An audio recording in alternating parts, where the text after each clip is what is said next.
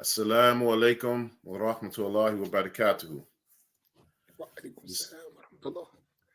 Bismillahir Rahmanir Rahim. In alhamdulillah. Wassalatu wassalamu ala ashrafil anbiya wa mursaleen. Sayyidina wa habibina al-Mustafa. Rasulullah sallallahu alayhi wa ala alihi wa sahbihi wa sallam. Wa man tabi'ahum bi ihsani ila yawmiddin. Wa la hawla wa la quwwata illa billahi al-aliyyul azim. Alhamdulillah, we'd like to welcome you all to tonight's broadcast or tonight's rendition of the Black Imams Roundtable.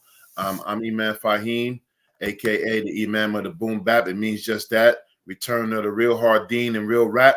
You know, alhamdulillah, a couple bars for you to set it off.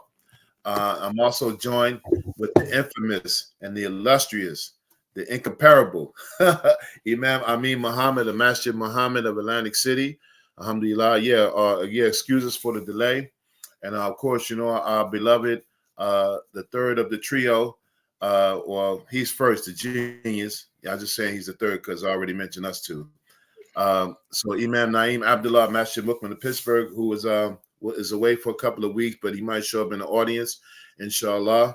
And we had a guest speaker tonight, inshallah, Imam Jamil from the Philadelphia Masjid. I think he's unable to make it, or maybe he will join us, inshallah. Either way, you know, mashallah, we'll represent him on his behalf. And if he had any difficulties, you know, we ask Allah subhanahu wa ta'ala to remove them from him and make it easy for him. Amin. All right, so before we begin, after we welcome you all, thank you for joining us and taking this time out of your special time to, to rock with us. Please be sure to like and, share this on your platforms, inshallah, to try to get the word out. And also, try to get that cover fee. You know, we request a modest fee of $10 per person, inshallah. And we try to go for a weekly goal of $500, which is very modest.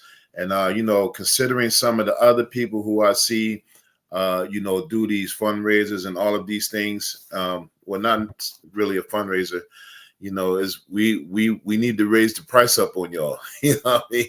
Because people out here ask for way more, not even considering, the financial situation of their people. So, I mean, we consider you all because we love you and we know you and, we walk with you. So we just try to make it easy.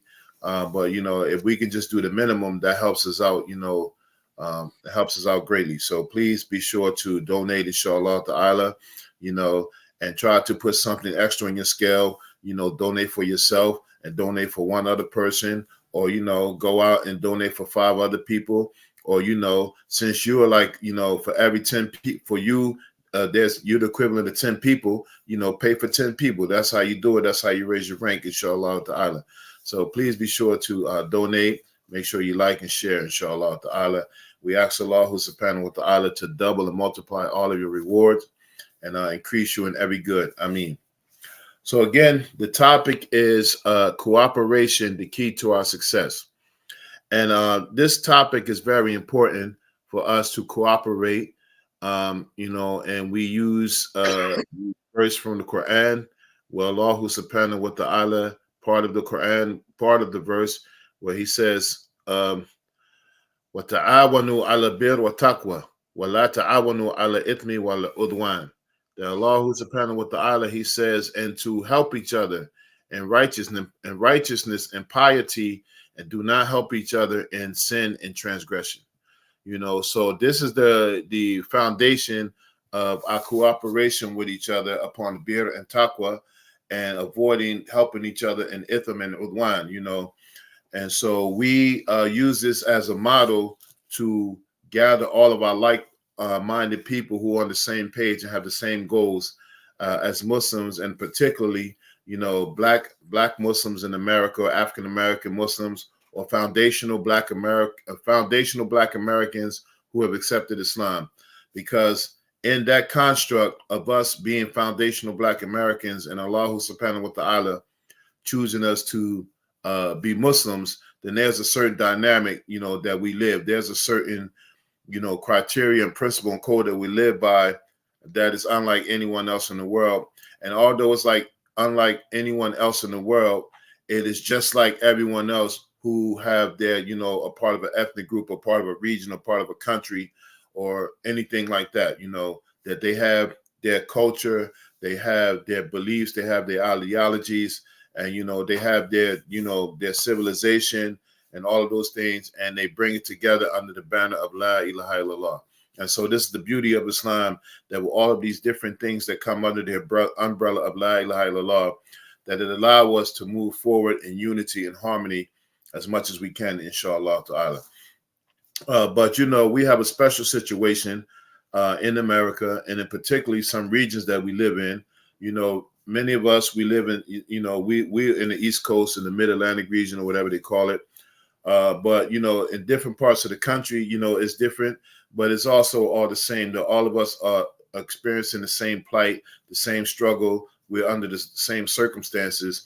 And so we all share a common theme of trying to move forward, in the path of Allah subhanahu wa ta'ala, and to grow our communities and develop our communities and uplift our people, make sure our people are good, coming from the people who have been downtrodden, marginalized, subjugated, decimated, and all of these things.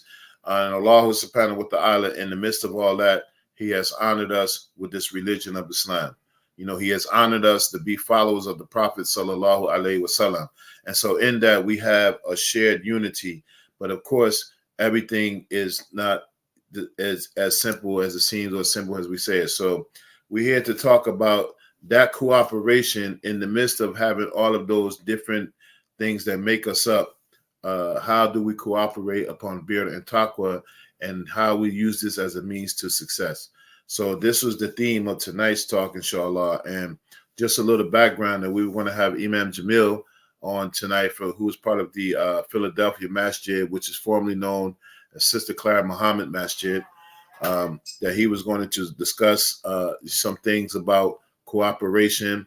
And us as the Black Imams, we have been reaching out to a number of masjids. And as you all know, as part of the 3453 family, we travel around to different cities across the country, getting with like-minded imams, or not like-minded imams, like-hearted imams. We get around like-hearted imams and like-hearted people who share the same sentiments that we do, and making sure that we take care of our people with respect to development and tarbiyah and education and knowledge and, upliftment, all of these things that are necessary and vital for us as a people. So we were going to have him on for that discussion. And alhamdulillah, as you all know, we had Imam Amin. Was it last week, Imam? You gave the khutbah at the Philadelphia Masjid, and that is very monumental. It's very monumental because if you know the climate in Philadelphia, as many of you know, because we often talk about it, that the climate in Philadelphia is very diverse, and that it has what I like to call, that old school Philly brotherly love, and then, that new school Philly brotherly love, and coming from Jersey or East Philly. So when I'm in Philly, it's East Philly. But when I'm in my territory, that's West Camden, right? So, in the East Coast, we all territorial, ferociously territorial. So, but alhamdulillah, Philly is a very special place, and the legacy of Islam is so rich there. The heritage of Islam is so rich. And Philadelphia Masjid is one of those masjids that represents that old Philly brotherly love. And what I mean by that old Philly brotherly love, and those who are from Jersey, from surrounding areas, when you came to Philly, you had to be ready. You had to be ready to throw down. You had to be ready to get busy. And if they saw any kinks in your armor, it might be over for you, But if you were a stand-up person and you were just yourself, and you didn't try to put on a facade about who you are in front and stuff like that, they showed you that old school Philly brotherly love. Like, if you made it through, you were welcome and you were accepted, and brothers would give you the shirts off their back, and that's what they exemplify that Philly brotherly love. But if you, like I said, if you showed any kinks in your armor, you might not make it across that bridge. And so that was from times that before we became Muslim. But in the interim, Philly has this large Muslim presence there, that has been a part of with that Philly brotherly love that's been there. And alhamdulillah, the Philadelphia Masjid, along with other ones such as Masjid Mujahideen and the Quba Institute that's right across the street from them with one of our beloved teachers, Imam Anwar Muhammad, may Allah preserve him. They're right across the street from each other. And so there's a strong Islamic presence there, and so we've Imam Amin last week had the honor of giving the khutbah there at that masjid, and inshallah I'm slated to give one at the end of next month. So there's been this this push to turn things around at that masjid and reaching out to people. So alhamdulillah, with the works that we've done here, with your support, your continued support, that people are noticing us and noticing that we have the same kind of thing that we're trying to do, cooperate upon bir and taqwa, take care of our people, make our neighborhoods better, and raise up, the frequency of our people, because, all we got is us, all we got is us. With this deen, all that we have is us, so that is, Imam Amin going there, that is very monumental, and that reaching out and that cooperation. And so I was very elated when Imam Jamil, that we've connected on a few programs before, and I visited the masjid, when I can, when I'm in the area. That is very important to connect with these type of Muslims who represent that love and that unity and that harmony and that concern and care for people in general, and then for Muslims in particular, is very enlightening. It's very heartwarming. And so this connection that we're doing with them is vital, and then with other communities, because of the environment there in Philadelphia. So and it goes without saying, it goes with saying that that Philadelphia has a strong Wahhabi Wahhabi stronghold there, and so we're going to discuss also cooperation in that vein, in that realm, of dealing with people who have opposing methodologies, and in some cases totally different beliefs than Ahlus Sunnah wal Jama'ah. And so these are discussions that we're going to be having. But in going forward, it is very important for us to have cooperation where we can, because it is vital for the advancement of our people and all of the struggles that we went through and all of the things that we're suffering now, that Allah has sent us healing in the form of Islam. And then people who are healed by Islam have to, go the extra step to show this healing, inshallah ta'ala. So we hope that this will be the beginning of something great, inshallah.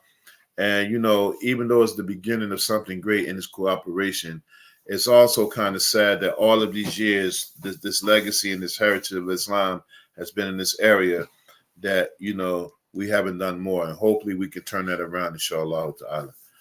So that is my opening remarks. Be sure as you come in to make your donation, inshallah. And may Allah subhanahu wa ta'ala bless you. And then I'll turn it over to Imam Amin. And then we keep rocking.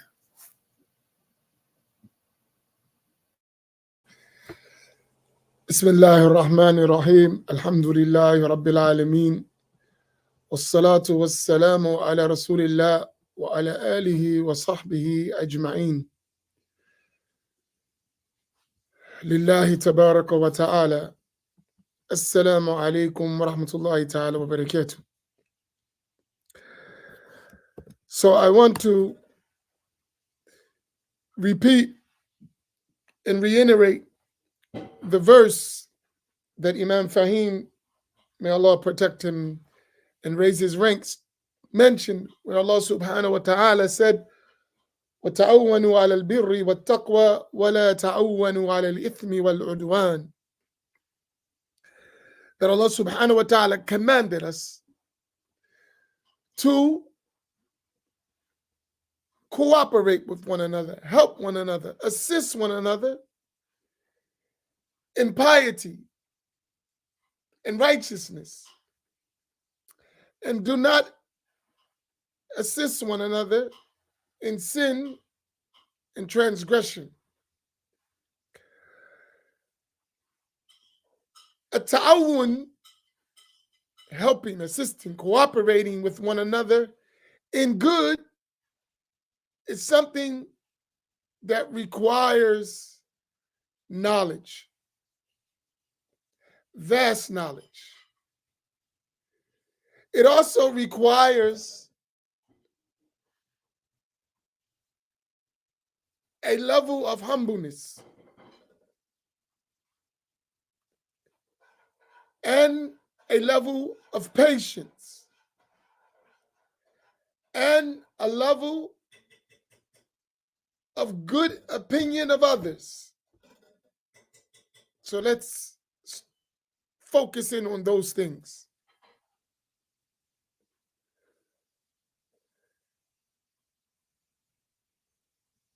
We have to learn the areas that cooperation is permissible. In what areas can we assist one another, work with one another? And let's define those, what they look like. In order to do that, we have to be, since men are the leaders, I'm going to use the term men. This is very important.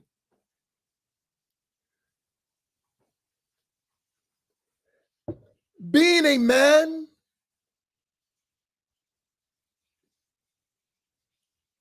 is extremely important in Islam. And our scholars have told us the real definition of a man, and this includes a woman in this definition, is the one who knows the rights of Allah Tabaraka wa Ta'ala upon him and fulfills them with excellence. So among the rights that Allah has upon you are that you're excellent in various relationships. And if I want to say relationships, let's just deal with three core relationships. You have the relationship, which is the most important, between you and your Lord, subhanahu wa ta'ala. So the relationship between the servant and his Lord, that's one relationship. And it should be fulfilled with excellence, ihsan. The second level is the relationship between the servant and the rest of creation.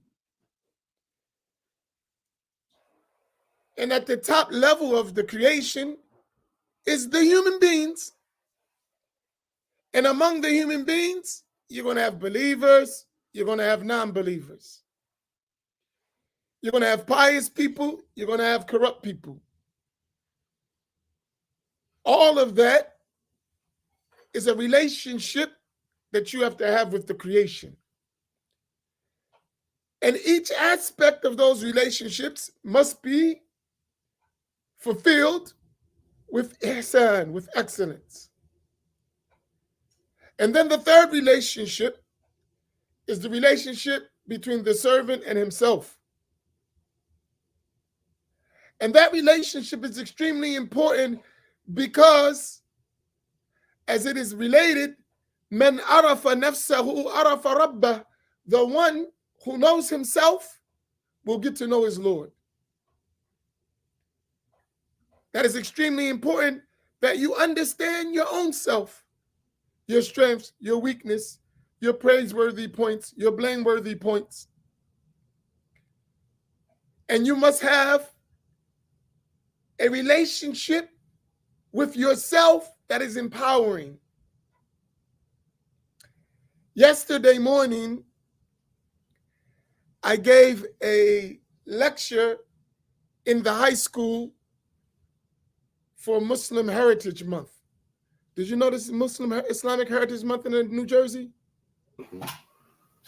It's an official month of Islamic heritage, January, in all of New Jersey. So we had Islamic Heritage Month at Atlantic City High School. So I talked to a bunch of youth about Islam. And the main topic of my discussion with them was how to have a good relationship with themselves and with their Lord. And if they have those two good relationships, it will facilitate good relationship with people. Extremely, extremely important to have a sense of self-value. If I know who I am and I know my value and my importance, and I am certain in my position and my status, I am never, and that should be all of us, intimidated to engage with others because I have my principles and I know the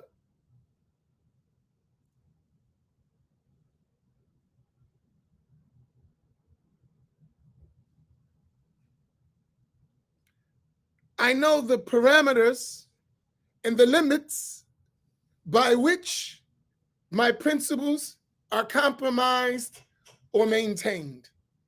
Very important. So once I have that, and I know the rights of my Lord, I have that relationship. When I deal with others, I have a roadmap on how to engage with others.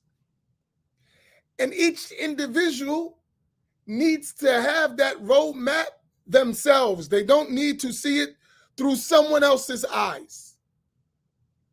From their own side, they need to know how to navigate all of these relationships. The relationship with Allah subhanahu wa ta'ala, the relationship with the creation, and the relationship with themselves from their own side. When you have that, and you do it with excellence, because the Prophet sallallahu alaihi wasallam, he said something that's really phenomenal to me. He said, "Inna Allah kataba ala kulli shay'in ihsana." That's like so powerful to me. The Prophet sallallahu alaihi wasallam, he said, "Verily, Allah tabaraka wa ta'ala ordained upon everything excellence." Everything you do should be done in an excellent manner. And excellence is never outside of the sacred law. So a comprehensive knowledge and understanding of the sacred law is critical for engagement in relationships. So that's why I said starting with knowledge, right? Very important. And that's what Imam al-Bukhari put in his chapter heading in the Sahih when he said, Bab al-ilmu qabla al-qawli wal-amal. The section that knowledge must precede every statement in action. I have to know what I'm getting ready to get into. I have to know what I'm going to say. I have to know how I'm going to interact, how I'm going to deal, how I'm going to perform. I have to have a level of knowledge with that.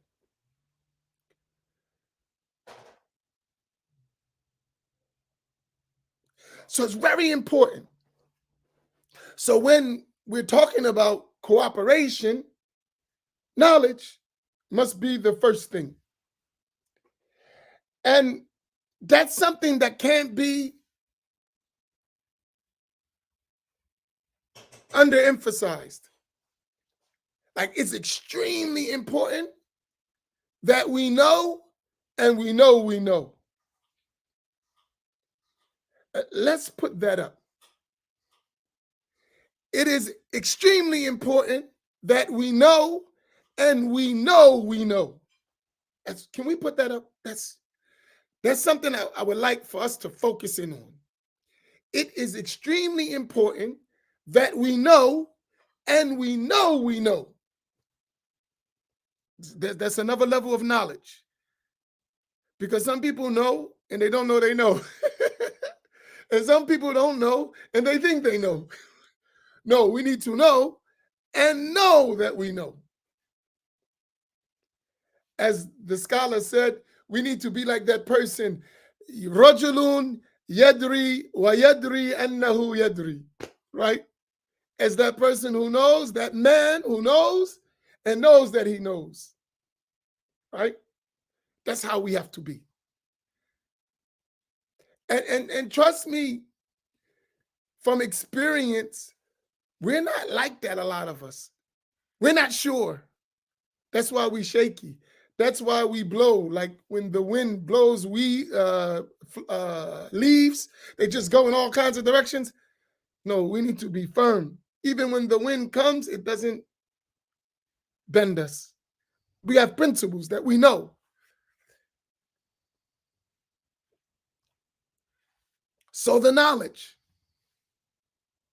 of those boundaries of engagement and the importance of when to engage, when not to engage.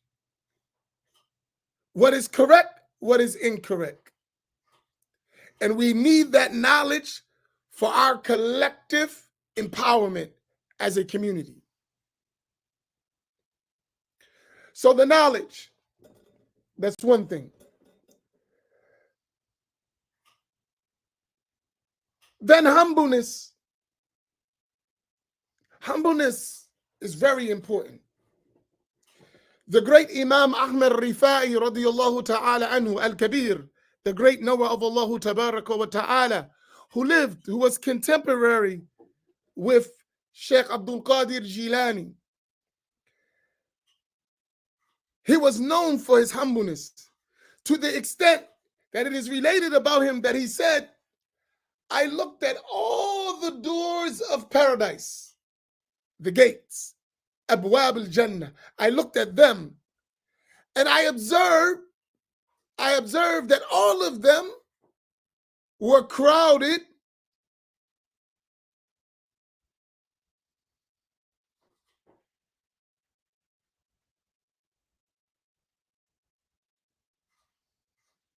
except the door of humbleness. So I decided to enter through that gate. I saw all the doors, all the gates of paradise were crowded, except the door of humbleness.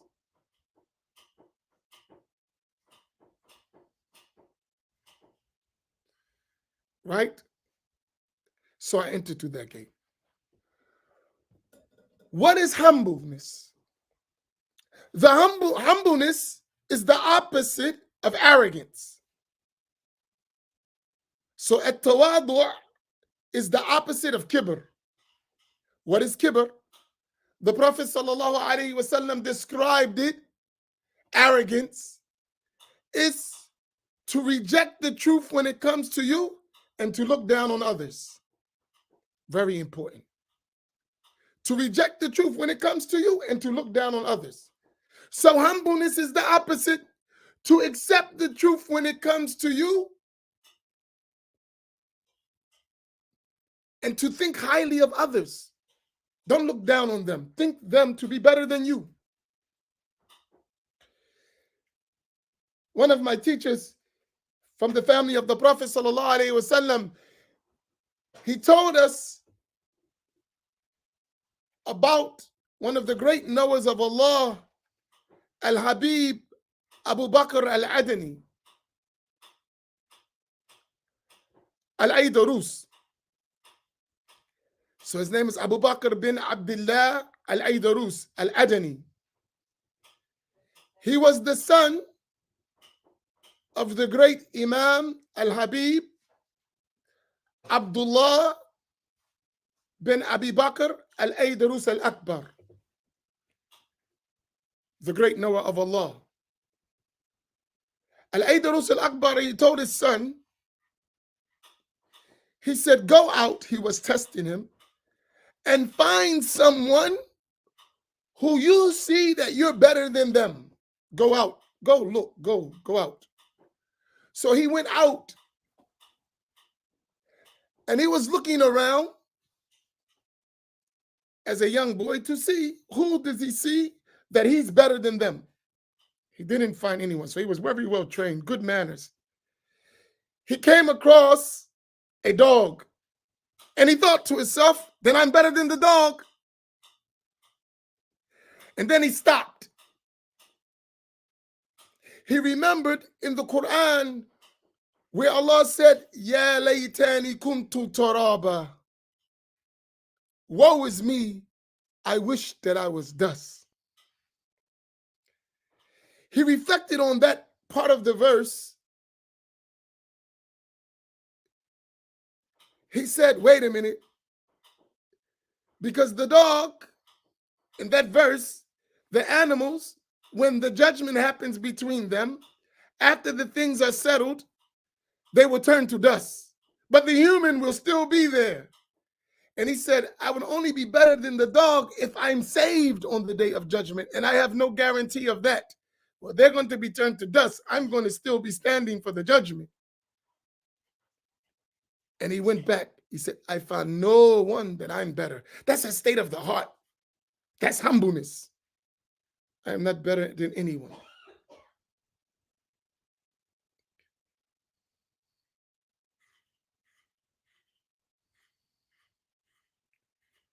So we have to have that state. I'm better than no one.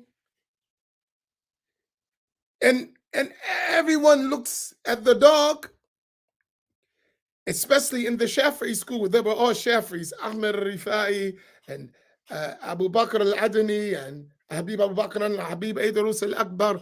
All of them were Shafi'i. And you know, the dog in the Shafi'i school is a thick najis.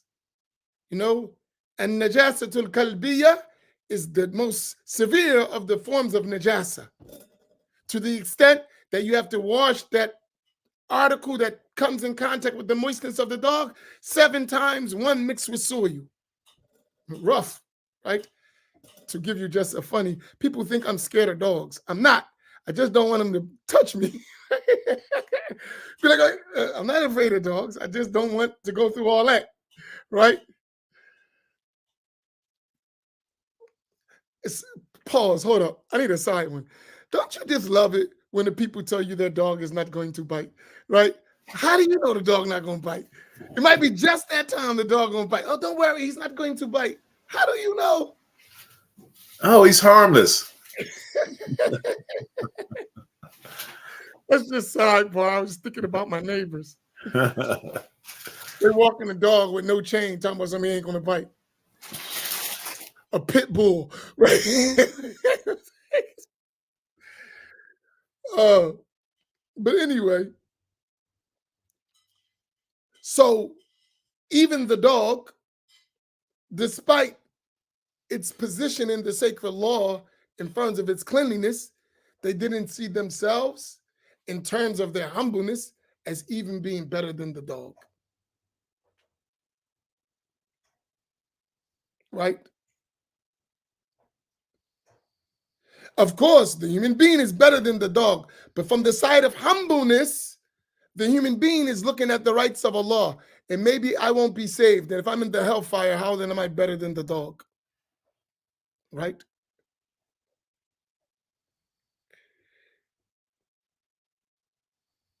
So humbleness. So if you're dealing with others, even those who don't agree with you,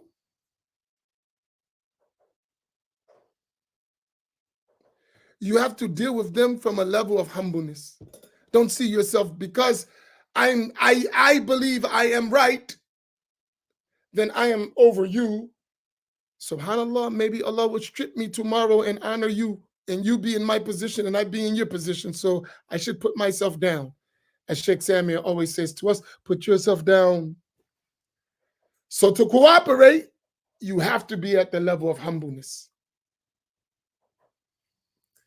So that's the second aspect, knowledge, humbleness. The third aspect, patience. Patience, patience, patience, patience. SubhanAllah, patience is rough. It's not easy.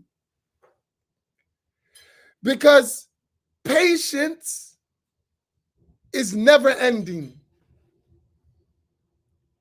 In other words, you have to see long term the benefit of good relationships. We have to learn that in marriage. Anyone who's been married for several years or decades, you will admit that one of the main ingredients for you staying in that relationship is a lot of patience.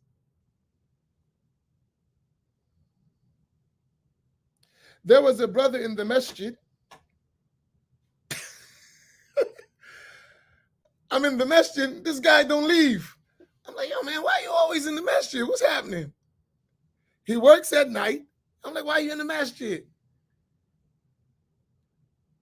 He said, man, I got to work on my patience. He had to be patient with his wife. So she's sometimes giving him the blues for whatever. So he stays in the Masjid. I said, go home and be patient.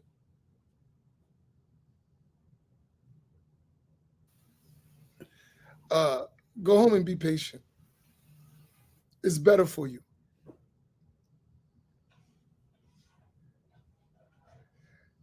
Because patience with that which you find unpleasant, sometimes the relationship is unpleasant,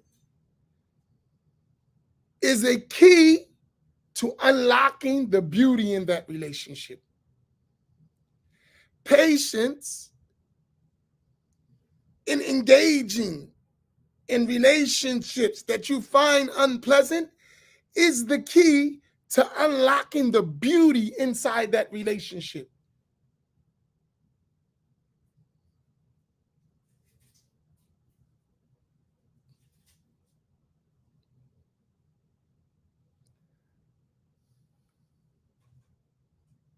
And the Prophet ﷺ was excellent in that. Because sometimes it takes time to overcome the struggles of interacting with one another. And patience, when it's in anything or anyone, it beautifies it. But it takes time. And so you have to see the long term of the work. Like every little thing can't be pointed out all the time. Like in the relationship, I'm quite sure just as you are so frustrated with the wife, she's probably double frustrated with you. Unless you like somebody like me, I don't know how that could happen. I'm sure. Unbelievable. I don't know how you could be doubly working. I mean, this is so the wife is like, you really got a nerve to be upset, right? But it's patience. You to her, her to you. And because you love her and she loves you, she's patient enough to deal with the many things, and you're patient enough to deal with the many things that y'all find unpleasant. Well, likewise, we have to love each other. Lillahi tabaraka wa ta'ala, as Muslims, so I have to be patient with you.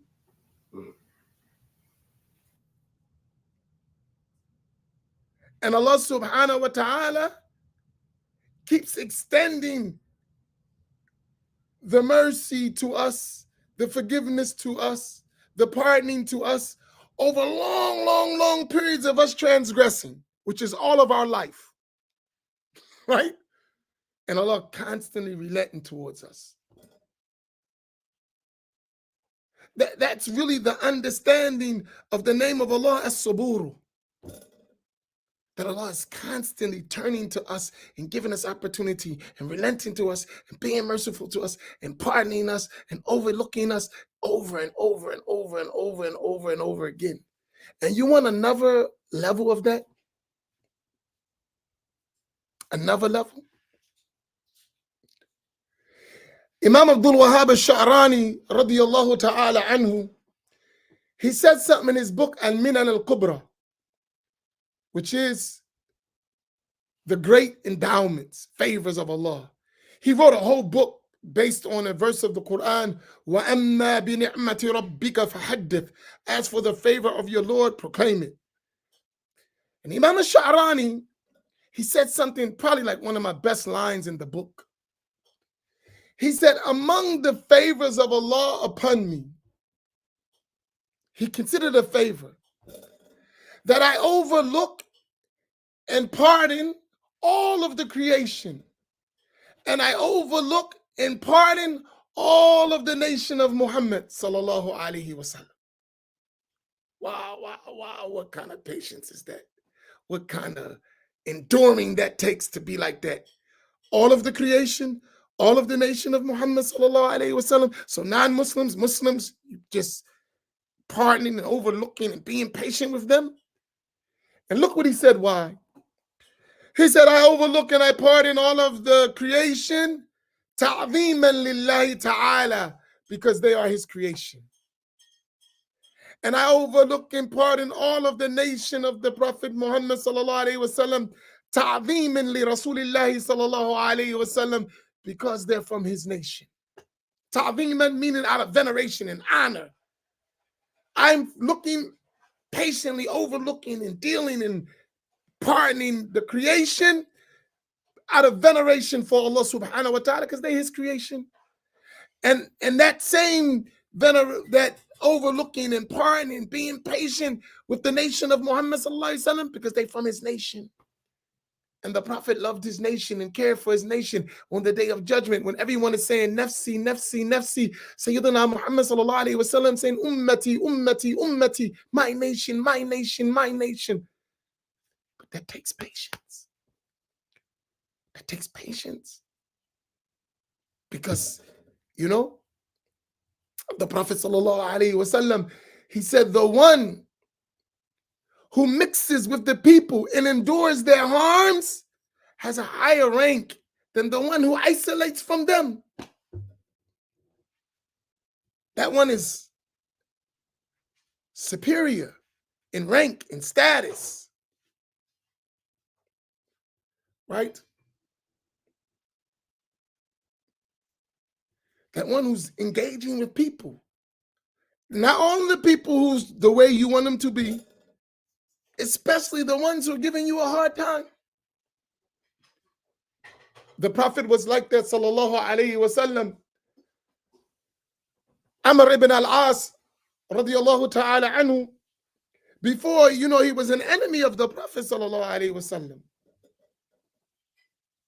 He was an enemy of the Prophet sallallahu alayhi wasallam.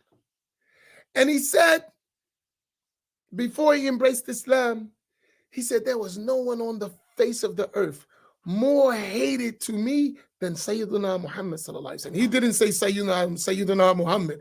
He said Muhammad, disrespect. No one more hated on the face of the earth to me than Muhammad sallallahu alaihi wasallam. And the Prophet called him to Islam, patiently endured all the stuff that he went through with him until he embraced Islam. And he said, now there is no one more beloved to me on the face of the earth than you, sallallahu alaihi wasallam. But that was what? Patient, enduring the harms that come with maintaining relationships and talking and engaging and sharing ideas and going back and forth. That's a part of it. To the Prophet sallallahu alaihi wasallam won his heart. He was a master at winning the hearts of people, sallallahu alaihi wasallam. He was a master at it. And Allah told us in the Quran, لَقَدْ كَانَ لَكُمْ فِي رَسُولِ اللَّهِ أُسْوَةً حَسَنَةً.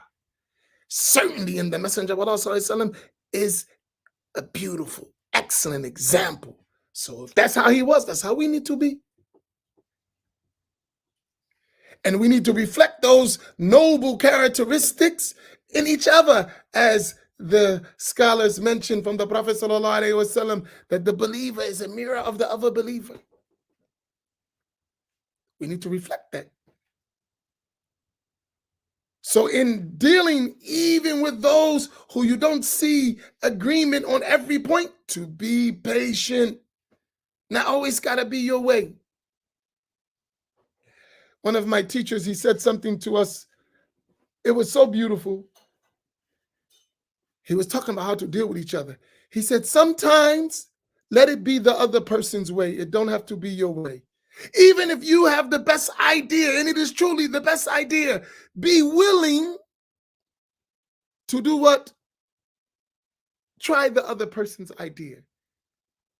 Even if it fails, then inshallah, they would see maybe next time we should listen to you. Because failure and success only comes from Allah. So maybe Allah would make that one you thought wasn't successful, a successful idea or the proper idea. Maybe Allah would put tawfiq in it and it would become the best idea.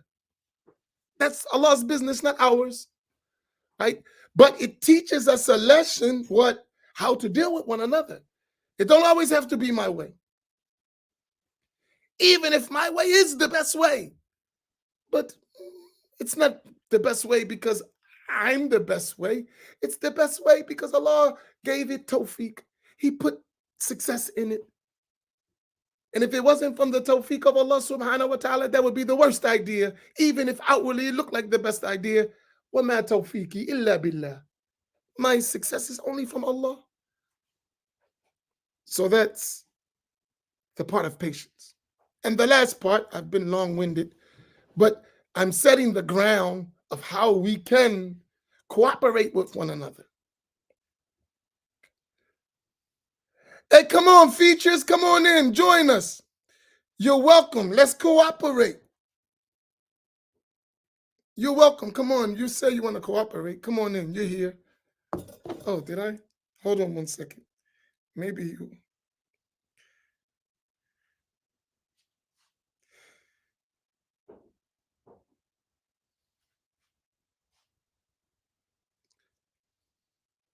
Okay, you ready to join us? Okay, we'll give you the link. Only he can join this link. So anyone else come, we're going to put you out. So don't try to jump in. You can't get in without our permission.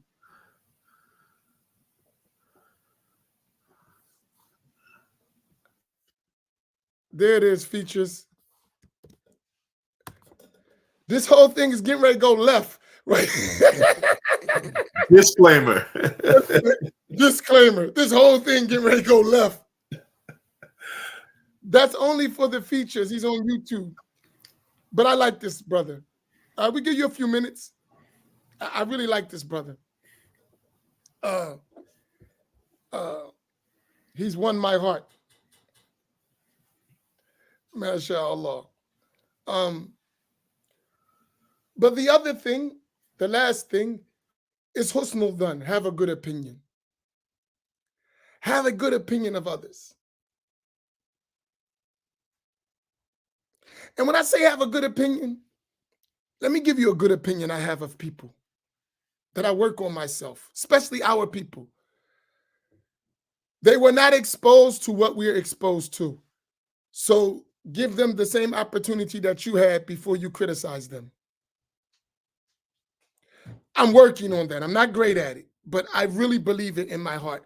And the more I interact with people, the more I'm patient and humble in dealing with people, especially people who disagree with me in religious matters, who have a total different understanding.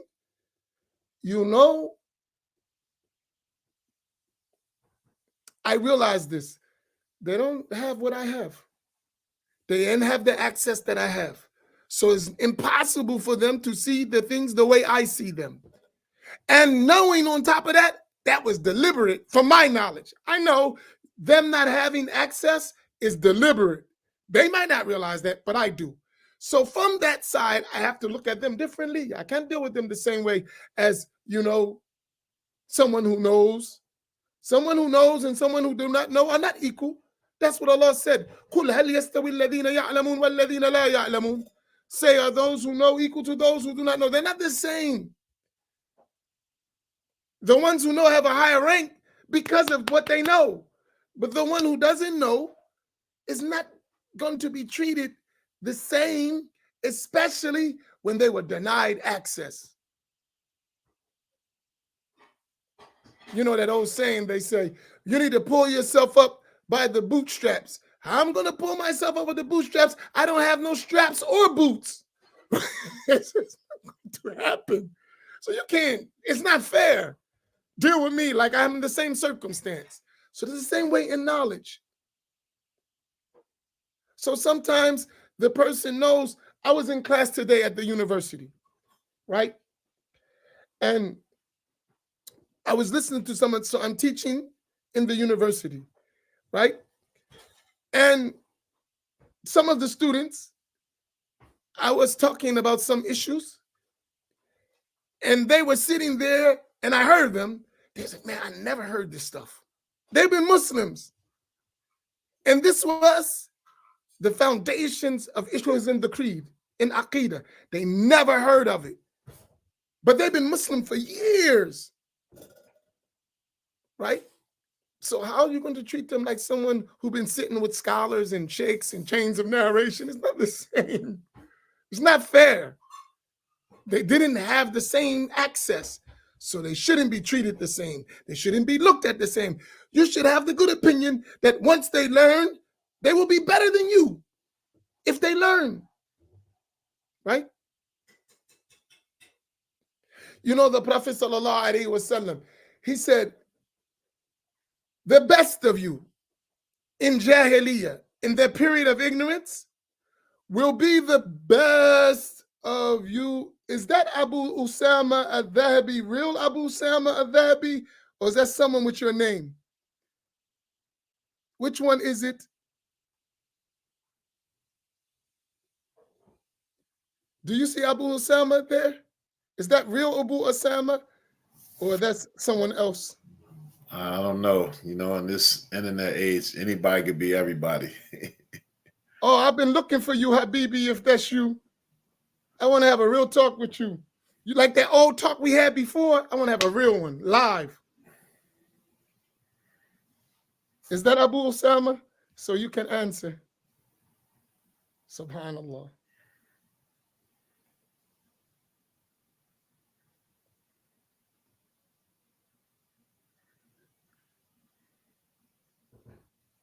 I've been looking for him.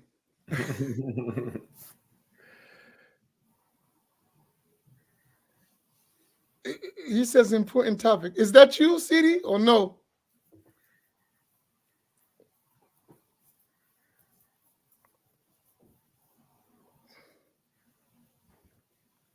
They went and got him.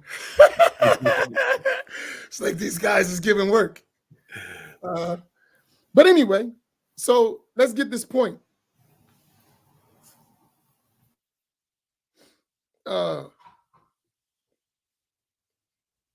So that part has to be understood.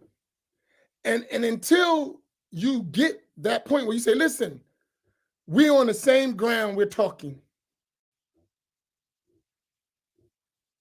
Right? We're on the same ground. Then let's kick it.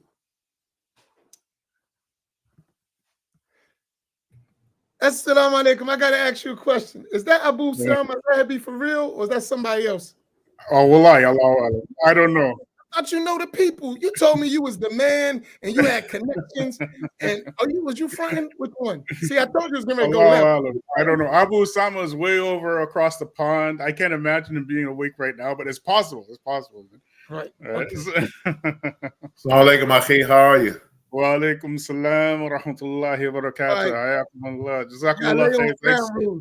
You guys, y'all got to cooperate with each other. But let me finish my last point, and then we're going, we got a little bit of time. So once we're on equal levels of at least understanding, then I would say when we're on equal levels of understanding, and I have a good opinion of the other, then I would assume that person's going to be better than me from my side of humbleness, right? If we knew what each other knew, and we looked and saw things from the eyesight that we look at it, maybe it will be totally different, right? And so when all those ingredients come together, that's where cooperation happens. And there's levels. I think this is a long conversation, but I think when we get all those points, so I'm going to lay them quickly, and I'm going to let our brother, the features, join in, because we owe you. Because Exactly. we wouldn't be Alcon if it wasn't for you. And so we gotta wear that, and gotta give credit to where credit is due. Hayakumullah. I Right. just want to say, first of all, Give me 1 second. Let me finish this last point. 1 second. Yeah. So here's the points I made. Number one, we have to have knowledge, so we act properly within the bounds of the sacred law, right?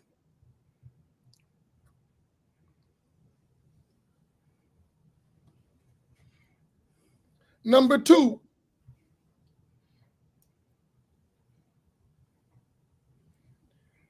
we have to be humble enough to put ourselves down and not look down on others, and accept truth, even if it's against ourselves, right? Number three, patience. Relationships are developed over time. They don't get fixed overnight. Patience, patience, patience. And the last thing, husnul dhan, having good opinion of others, especially those I don't see eye to eye with. Think good of them. Don't always think bad. You know, if we can get those 4 matters together, it's the beginning of cooperation for us. And I'll give it to our brother Features, the Features. Grab my brother. Joy to have you, though. First of all, I want to thank you both for inviting me. Hayakumullah, brother Imam Faheem. Yeah, he invited me a while back, and brother Imam Amin, he invited me today. So I want to thank you first of all. And you know, and my platform specifically, the reason why I started this journey on YouTube was because of the actually, if you're my day ones, they would know it was because of the overly dogmatic issues that were continuing to plague the Salafis. And I gave them that work for a solid year, 1 solid year. And eventually what I did, because I said I want to go into Black issues. And when I went into the Black issues, that's when we saw what was really going on the Dawah platforms, on the Dawah spaces, like for real, for real. For those of you who are old enough to remember, you might remember a time that when a Black Muslim spoke specifically about Black issues, they would get labeled with nationalist, reverse racism, all kinds of weird things, right? And this was a censorship tactic, right? But from our perspective, when we're talking to our own people, particularly our own people, it's like what Brother Imam said, Brother Imam Amin said, the people who are most deserving of your patience are in fact your own people. They are the most deserving of your patience, as particularly when it comes to Black people, because nobody on earth has patience for you. Not a single other people group. They don't have any patience for you whatsoever. And we have so many things to deal with within the Black community that our issues within our community, within itself, they should be in front and center. Not fighting battles for some Arab somewhere thousands of miles who don't care about what's going on in our communities, right? So this is how we got into it, right? Notice how when Black people start talking about Black issues, all of a sudden it becomes something different, totally different. So you can have the Pakistanis having the Pakistani bazaar in the masjid. You can have the Bengalis having the Bengali get together in the masjid. You can have all this stuff going on in our faces. But the second that a black person talks about black issues specifically within the Muslim community, all of a sudden, oh, here we come with that race stuff. You know, like this thing just happened. Like I heard one brother, right? And he said this on YouTube publicly. He is saying that the slavery stuff happened hundreds of years ago. Why are you guys still complaining? So when you find these immigrant Muslims, they have a certain language that they use specifically for black people. The language that they speak to black people is one of epithets and choice words and dismissive language to try to bury any of the issues that we go through. So if we are not going to take care of our issues, you can't expect people who don't respect us to respect us more than we respect ourselves. It's just not going to happen. So Allah, he says in the Quran, you know, he created the different nations and tribes in order that they can know one another. So in order so they can know one another, right? Us black folk, we have a very specific type of history that hasn't been seen throughout human history. Our whole history in the West, particularly the descendants of slaves, is one massive social engineering project. In order to wipe the minds clean and make the minds such that they worship a particular type of creation over the creator himself, to the point where even most of us who are converts, we have family members who are Christian and who are coming from the church and whatnot, and we see our own family members worshiping baby white Jesus and stuff, right? We see this with our own eyes, right? My particular family, majority of my family is Catholic. Can you imagine a whole bunch of black Catholics worshiping white Jesus? I grew up on that. I went to the Catholic Church. I grew up believing that baby white Jesus was God. Okay, I believe that in my heart and my soul. Then Allah, he blesses us with this Islam. He gives us this Islam, right? This is a big blessing, right? It's no bigger blessing than Islam. He blesses us with this Islam so that we, the former worshipers of the white man, can now go worship an Arab somewhere. You feel me? So what we do on our channel is to pull away from that, because there's a massive, obvious, very clear and well-documented conspiracy, particularly against the descendants of slavery. Right? So I'll let I don't want to take up you think you're I got a lot of questions for you. You know you're in the hot seat, right? But yeah, go ahead. I'm gonna turn the temperature down in that seat for you. So don't worry, it ain't gonna be too hot, because you know it'll be very nice. But we'll have a talk, right? But go ahead. I'm just messing. You know me, I'm messing with you. Yeah, go ahead, brother. Go ahead. I don't know if Imam Faheem got some things he want to talk, because I got another conversation about that to you, but I want to move the context. But the same conversation. No, I'm just a prop, man. Go ahead, brother. You need to give him an apology. But come on, let's make this right. We good. You ain't mean it like that. It's just part of the the way we do stuff, right? Yeah. But now listen.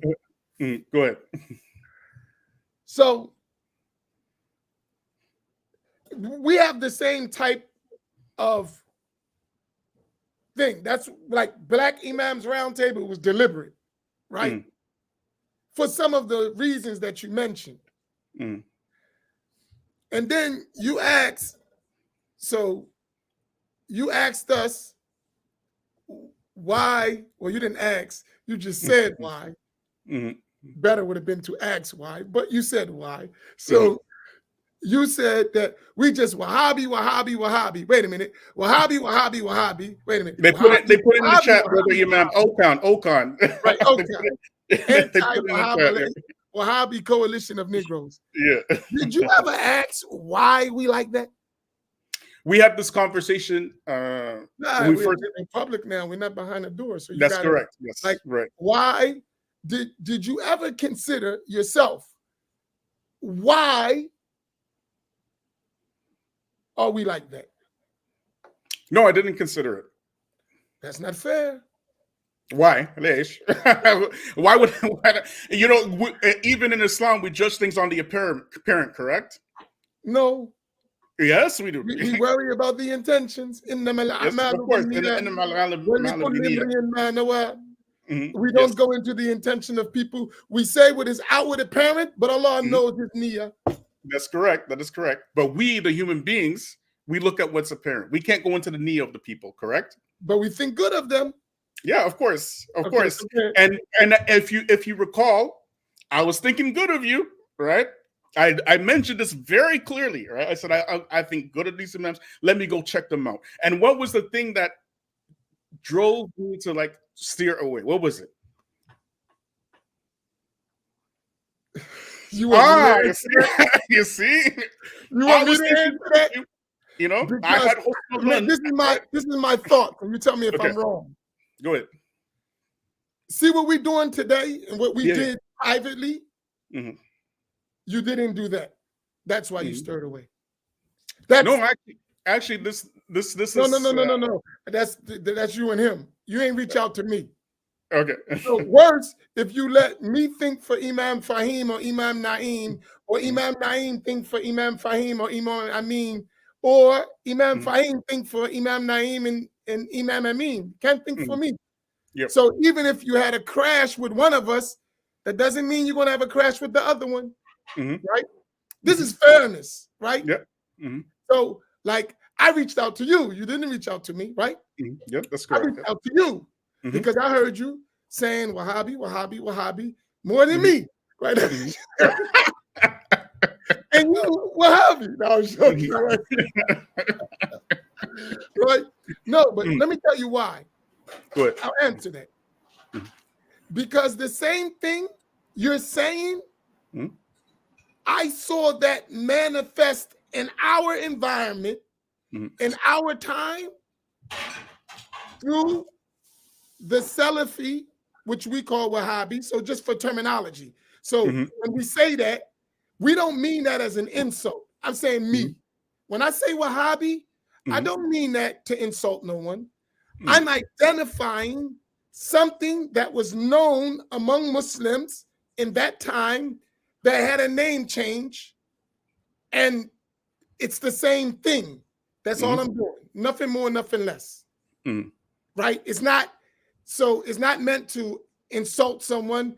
It's, like if some people who know me and they call me by my government name, I don't get mad at them. I don't. Because that's what they know me as. And I may tell them, yo, my name is Amin Muhammad, but I'm not going to I don't think they're trying to insult me because that's who they know me as, right? You follow my point? Even though I've changed my name, but they know me as that name, so they're going to call me by it, right? My teachers are not, unless they get close to me, they're going to call me Amin. They're going to call me by my government. Don't call me by my government, right? Now, right? So when I said that, I believe, and you can tell me if I'm wrong, instead of listening to the content of the reasons, you was more overwhelmed with the words. No. Okay, so explain. That's what I perceived. That's why not at all. Right. Every time I take a position, me personally, I always go, particularly when it comes to Black people, a woman with husnul dhan, until they give me a reason not to give them any husnul dhan. That's it. It's simple as that. Right. So I wasn't going with any ill intentions or anything like that. And I never, ever, you can go through all my contents, right? Never did I ever call the Black Imams Roundtable out their name. Okay. It was only until, and I've been listening to the Black Imams Roundtable for I can't maybe 3 years, 4 years, whatever, right? Long time, right? And you guys might not remember, but I did on some of your lives. I left comments or whatnot while I was watching, right? So you might not remember back in those days, right? But I was watching in the back, like when one of your some of your whatchamacallit, your subscribers or whatnot. Okay. However, it wasn't until the video about the Hanabila being being the clarifying the Hanabila creed, that was like out to me, that was like over the top. It was over the top in terms of dogmatism, right? That's the only that was the only time I said anything. Okay. It was over top about what? The whole do we include the Hanabila in the creed of Ahlul Sunnah? Right? That right there, I was like, wait, this is too much. This is too much because you are the Black Imams Roundtable, right? And we got so much work to do. And the people are following your lead. You might not know this, but people who claim to follow you are all over Facebook as we speak right now, right? Right? And they're claiming to be your students with some over-the-top dogmatic videos. And they're not studied people. And they're claiming to be reflections of you. You understand? But we see it. We see it because we're not like you guys. You guys are imams, right? We just like, peons and stuff, right? You know what I'm saying? we just out here, out in these streets, whatever. We were like family men, or like, like me, I'm a family man. Like this guy. That don't reflect me. I never called you collard green. Hey, guys is wild. Hey, we call that the peanut gallery. They be going off in there. We're not responsible for that. All right, so that's the only time I'm on. Like I said, what did you have with us with the Hanabila? You didn't understand the point? No, I'm not even getting into that. Right? No. I'm not even getting into that. You asked the question. I know, but there's always follow-up questions. This ain't yes, but roundtable. You do and not. I'm so grateful for the opportunity. Right. All right. Since you know about the Black Imams Roundtable, you know doggone well that wasn't gonna fly, right? So you got to explain. What didn't you understand, or what did you disagree with? And maybe the disagreement was because you didn't understand. So you should clarify that. No, it had nothing to do with that at all. I did a whole live about it, right? I reacted. Yep, we see. I did a whole live about it, okay? Right? And then I followed up with another whole live about it, and I left it at that. I didn't touch it again. No, but so explain what you understood from us. So you could do that. Again, the whole point was the premise that somehow, right, we are going to assess whether the Hanabila are from the creed of Ahlul Sunnah, because there seems to be some confusion amongst the Muslims of including the Hanabila in the creed of Ahlul Sunnah. And what's the creed of Ahlul Sunnah, Imam Amin Muhammad? What is it? Stop. So let's deal with that. Let's take it step by step, right? Mm-hmm. see how the Imam he's trying to bait me. Okay, go ahead. Because because you're not talking to an enemy, right? Yes. So you know that me and you gonna kick it. So like you know, the same way I'm on this thing, I'm offline, probably even a little bit more turned up, right? So you know that. So you know I'm not gonna beat around the bush, and I'm not gonna do that. But here's what I'm saying. I think what you misunderstood, we never, ever we're discussing are the Hanabila from Ahl Sunnah. That's not the discussion. Do you realize that? No, seriously. Yep. The discussion was. You let me tell you why. Okay, go ahead. Oh, no, all right. But I'm just saying, did you understand that point? Yeah, of course. So you agree that we were not discussing are the Hanabila Ahl Sunnah? That's correct, yes. Okay, so take that back. We weren't discussing that. No, I didn't say that. I said that you were discussing whether or not we are going to include the creed of the Hanabila as the creed. That's not what I'm discussing. No. Let us go back. Let me pull up my I know. Listen, here's my point. No, it's very important. That's remember I said patience and humbleness, and so we gotta be fair and fairness. If you go back and because people listen, we don't want people to misunderstand. Maybe if they misunderstand and they're wrong. That was never the discussion. What is the creed? Because what is the creed of the Hanabila? So that should be the first discussion before we say what is not. What is the creed of the Hanabila? The creed of the Hanabila is to recite the verses as they and the hadith related to the attributes as they came in the Arabic language and leave the meaning to Allah subhanahu wa ta'ala. That's the Hanabila. And that is Ahl Sunnah. Right or wrong? You're asking me? Yes. I'm talking about what you guys discussed. No. I'm talking about what we discussed. Follow me. Okay. Follow me, and I'm gonna give you all the time to talk. Because okay, go ahead. Be clear. Right? Because some people may misunderstand, and that's not fair to us, nor is it fair to the one who's misunderstanding. That's not fair. Our discussion with the Hanabila is not their creed, because the creed of the Hanabila is to recite the verses and hadith that relate to the mutashabihat, to be more specific in the attributes of Allah, to recite them in the Arabic language as it came in the Quran and in the hadith of the Prophet ﷺ, and to leave the true meaning of them to Allah. That's the Hanabila I know. Do you know another Hanabila? Continue. Go ahead. No, that's a question. That wasn't a continue. That was a question. A stop. It's a stop? Yes. Again, when you're asking me about what made me do my live video, it's nothing you're discussing right now. But that's okay, it has nothing to do with what you're saying right now. Not at all. Okay, your live was specifically about whether or not we are including the Hanbali creed as one of the creeds of Ahlul Sunnah.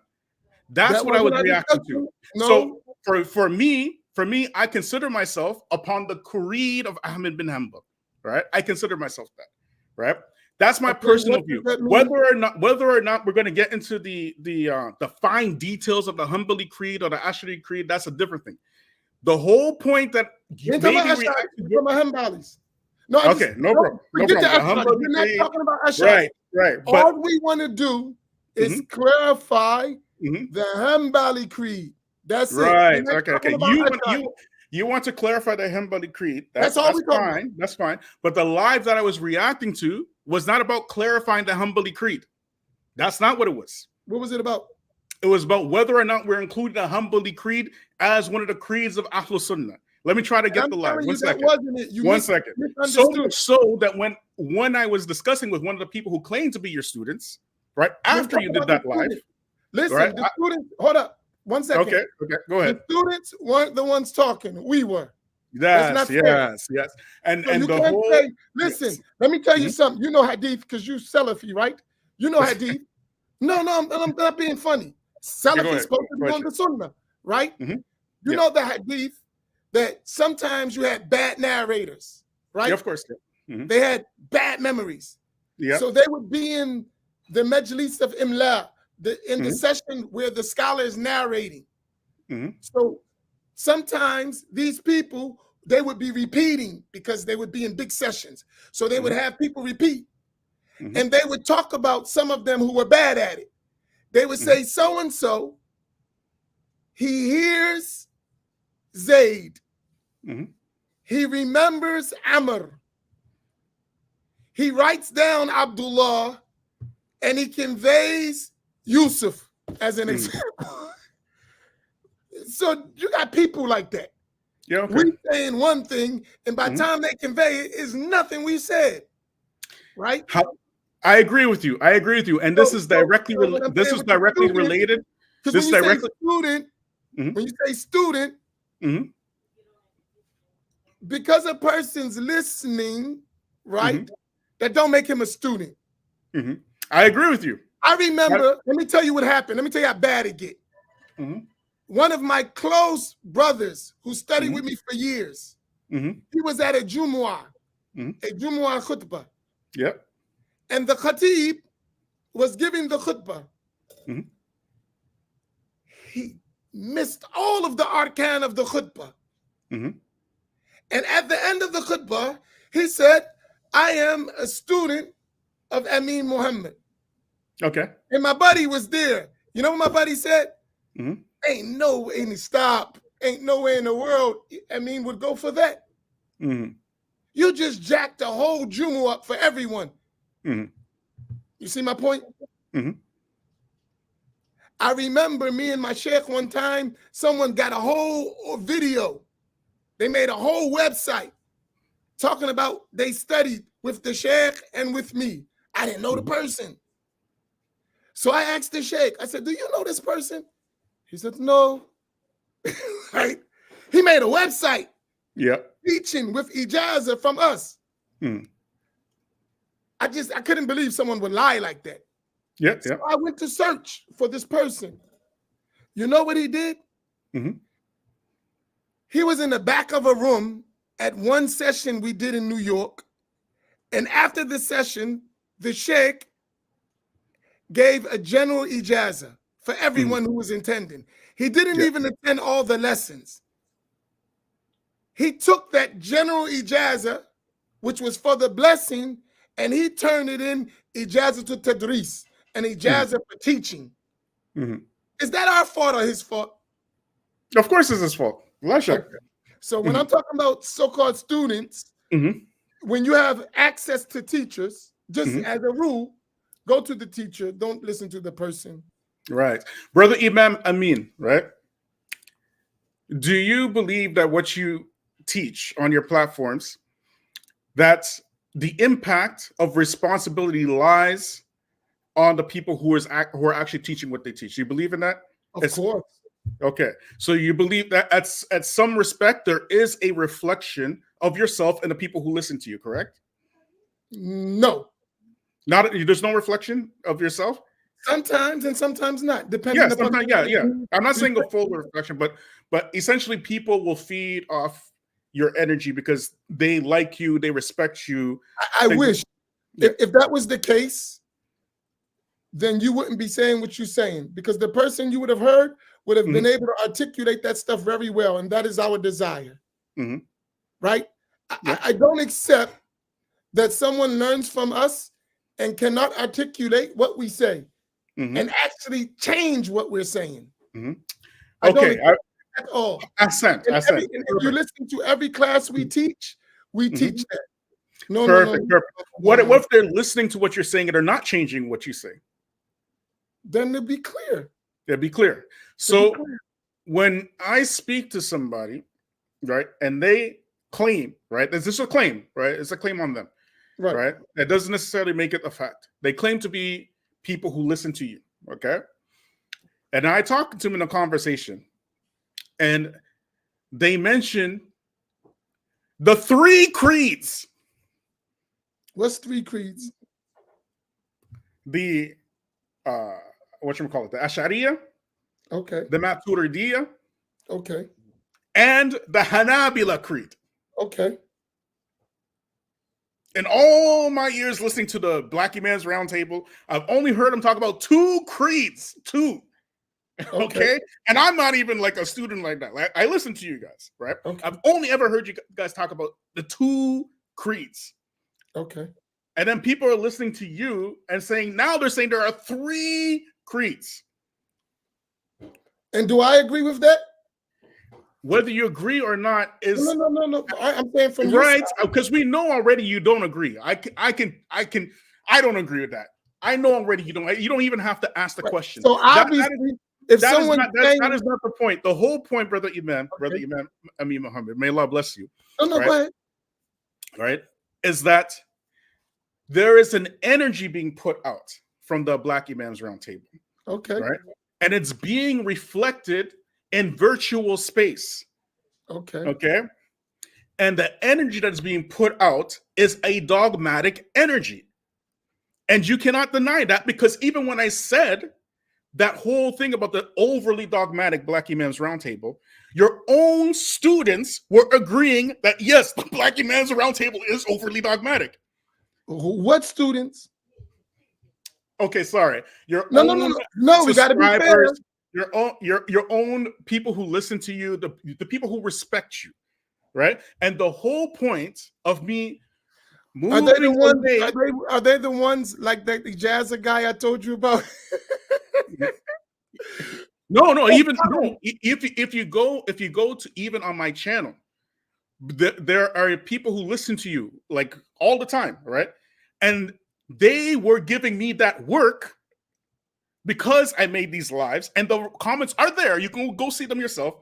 But at the same time, they said yes, but the black imams, they are in fact dogmatic. Did I? Okay, let me ask you something. Okay, go ahead. Well, let me explain to you, right? So for clarity, because it's important. And don't worry, everyone's going to benefit. They've heard it a million times, but it's good because this is the patience I'm talking about, right? Yes. Because between us, me and you can have a talk all day behind the scenes. Oh, yeah, absolutely. But then you go and you could go and have a discussion about what we do on the Black Imams Roundtable without our input, which doesn't properly reflect us. So let me clarify it. Go ahead. So it can be clear. Are you ready? Go ahead. I'm going to clarify. When we say Ahl Sunnati wal Jama'ah, are the Ash'aris and the Maturidis. That's what we say. Yes. And what is understood from that is whoever agrees with their foundational methodology and creed. Yes. That's our belief. Yes. I understood this. You Yes. never have to add something else. When we say Ahl Sunnati wal Jama'ah are the Ash'aris and the Maturidis, what is understood automatically, anyone who agrees with them in the foundations of the creed, even if they never say it. They don't never have to say Ash'ari or Maturidi or Hanbali or anything else. If they have the foundational creed that is correct in Islam, they are counted as the Ash'aris and Maturidis. The reason the Ash'aris and Maturidis are mentioned because they are the overwhelming majority of the Muslim nation. That's a fact. That's not an unfact. That's true. Most of the Muslims on the face of the earth are Ash'aris and Maturidis. That's known. That's not up for debate, is it? Of course it is. Of course it is. Lashak. Are you kidding me? All right. Lashak. Which again brings me to the whole point of me addressing the Black Imams Roundtable to begin with, right? Which was the Black Imams Roundtable, the anti-Wahhabi coalition of Negroes, is overly dogmatic. And week after week, month after month, right? Every single week, there is always Wahhabi. This is what I said, correct? Yes, and then, ironically enough, I shared it, so it's no doubt. Yes, right, exactly, right. But here's the thing, brother Imam, right? Since this addressing came out, right? Because I addressed you like my older brothers, really. I didn't address you as some chumps or people around the way. I addressed you like my older brothers. Okay, I wasn't calling you out your name. And my concern was that we have issues to deal with in the Black community. And I gave you that's one of the issues. I think you bypass it. Because we actually live in the Black community. This right here, this issue between the Ash'aris and the Salafis, right, is an old issue. It's a very, very, very old issue. For who? For the Muslims. No, it's not. Not in our areas. Of course it is. No, not in our areas. You don't live in our areas. How are you going to say that? No, okay. I see what you're saying. Now that's important because there's context. Yes. Okay. I see what you're saying. That's what the Masjid down the street from Imam Faheem is called. Do you know? Oh, what's the Masjid down the street? Is it Masjid Ahl Sunnah or what? What is it? No, they're not Ahl Sunnah, but that's another discussion. Is that the name of the What's the name? Masjid Muhammad ibn Abdul Wahhab.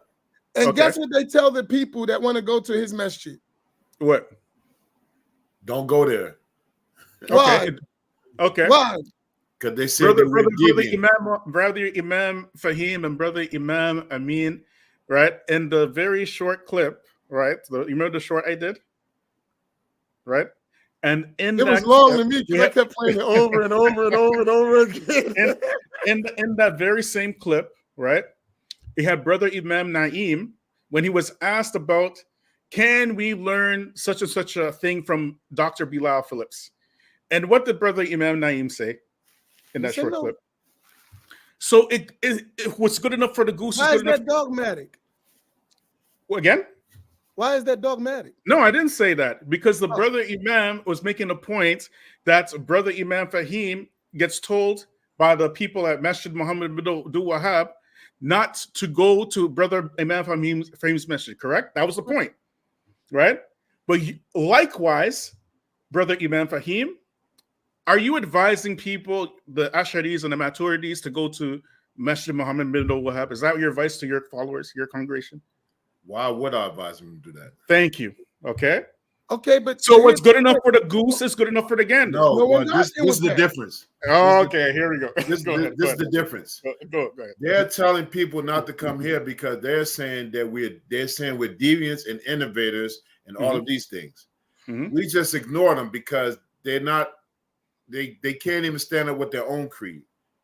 So they use this whole creed, which they claim to be from the Salaf, as a means to divide and disunite the Muslims. Fair enough. That's fair enough. But we don't do that. I can refer you. We just teach what the creed is that is known globally. And back to Imam Amin's point, when you say the Asharis and Maturidis, you don't have to make no disclaimers. But when you say Hanabila, right, you have to say Fudala, or you have to make a distinction between Wahhabis, Salafis, Hanabila, and Athari. They're not all the same.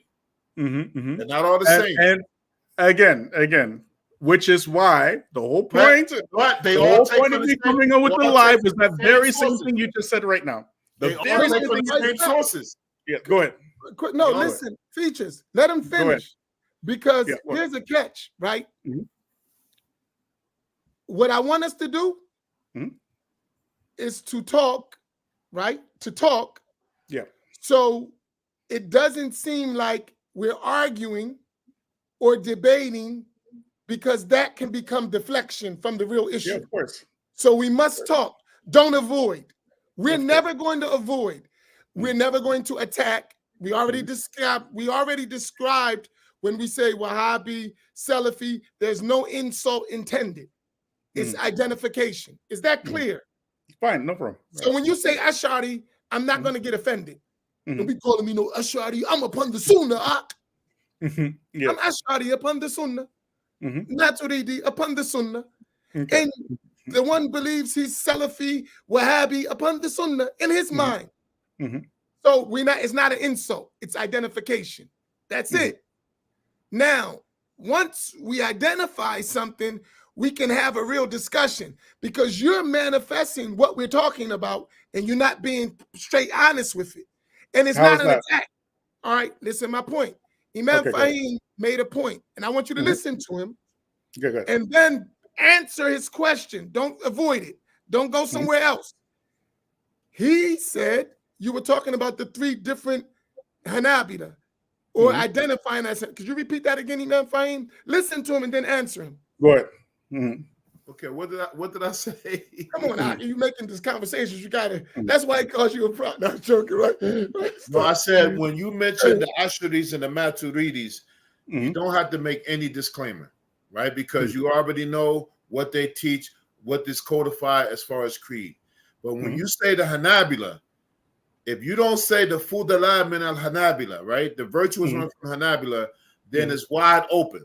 Because you have some people who are Atharis, Salafis, Wahhabis, and Hanbalis, and they are teaching things that are totally opposite from what the Hanabila teach, right?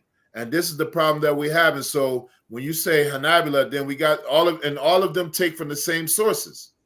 All of them take from the same sources. They rely on the same scholars primarily, and then yet they're saying things in some instances are polar opposites, right? And then to your point, when we're talking about how we're dealing with each other in communities, these people are telling, let's build our communities. Okay, we can put that to the side for a moment, but telling someone, for instance, that a certain act that doesn't have consensus about being shirk, they're saying that it's shirk because this is what Ibn Abdul Wahab said, going against Ijma, taking from Ibn Taymiyyah, going against Ijma. These are things that we have to discuss because they're part of the problem of the division and we talking about Ta'awan cooperating, we have to put these things on the table. Because people are saying these things that, you know, if you send an extra salawat on the Prophet ﷺ, it's like you're deifying him. These things are problematic because now you have Muslims who look like each other, not just in religious dress, but in our skin, but won't even give each other salams because of this dogmatism that you're speaking about that's also coming from the other side. So what we're doing is we're cleaning up a big mess over the last few decades and making sure that the creed is clarified. You know, because someone now, if you ask someone, if you say that you're Ashuri, what are they saying about us? And be honest. What do you mean? If somebody says they're Ashuri? Yeah, they're saying, you know, the Salafis say the same thing about the Ashuris that the Black Imams Roundtable say about the Wahhabis. No, these are some of the things that they're saying. Because if you watch the Roundtable, you've seen us bring up books, right? With statements from them, right? Statements. So they're saying stuff like, we only believe in 13 attributes. We only believe in 20 attributes. We follow Greek philosophers. We follow Greek logic, all of this stuff. And that's not true. So when we need to have this discussion about cooperation, these things have to be laid out clear. And actually, people are not willing to have this discussion because it's going to open up a Pandora's box. No, it's not that. It's not at all, right?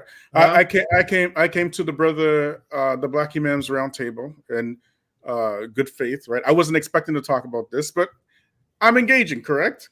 Yes. Wait a minute. Right? You Okay. you listen to the Black Imams Roundtable. You know we don't hold no punches. Come on, man. Yeah. Right?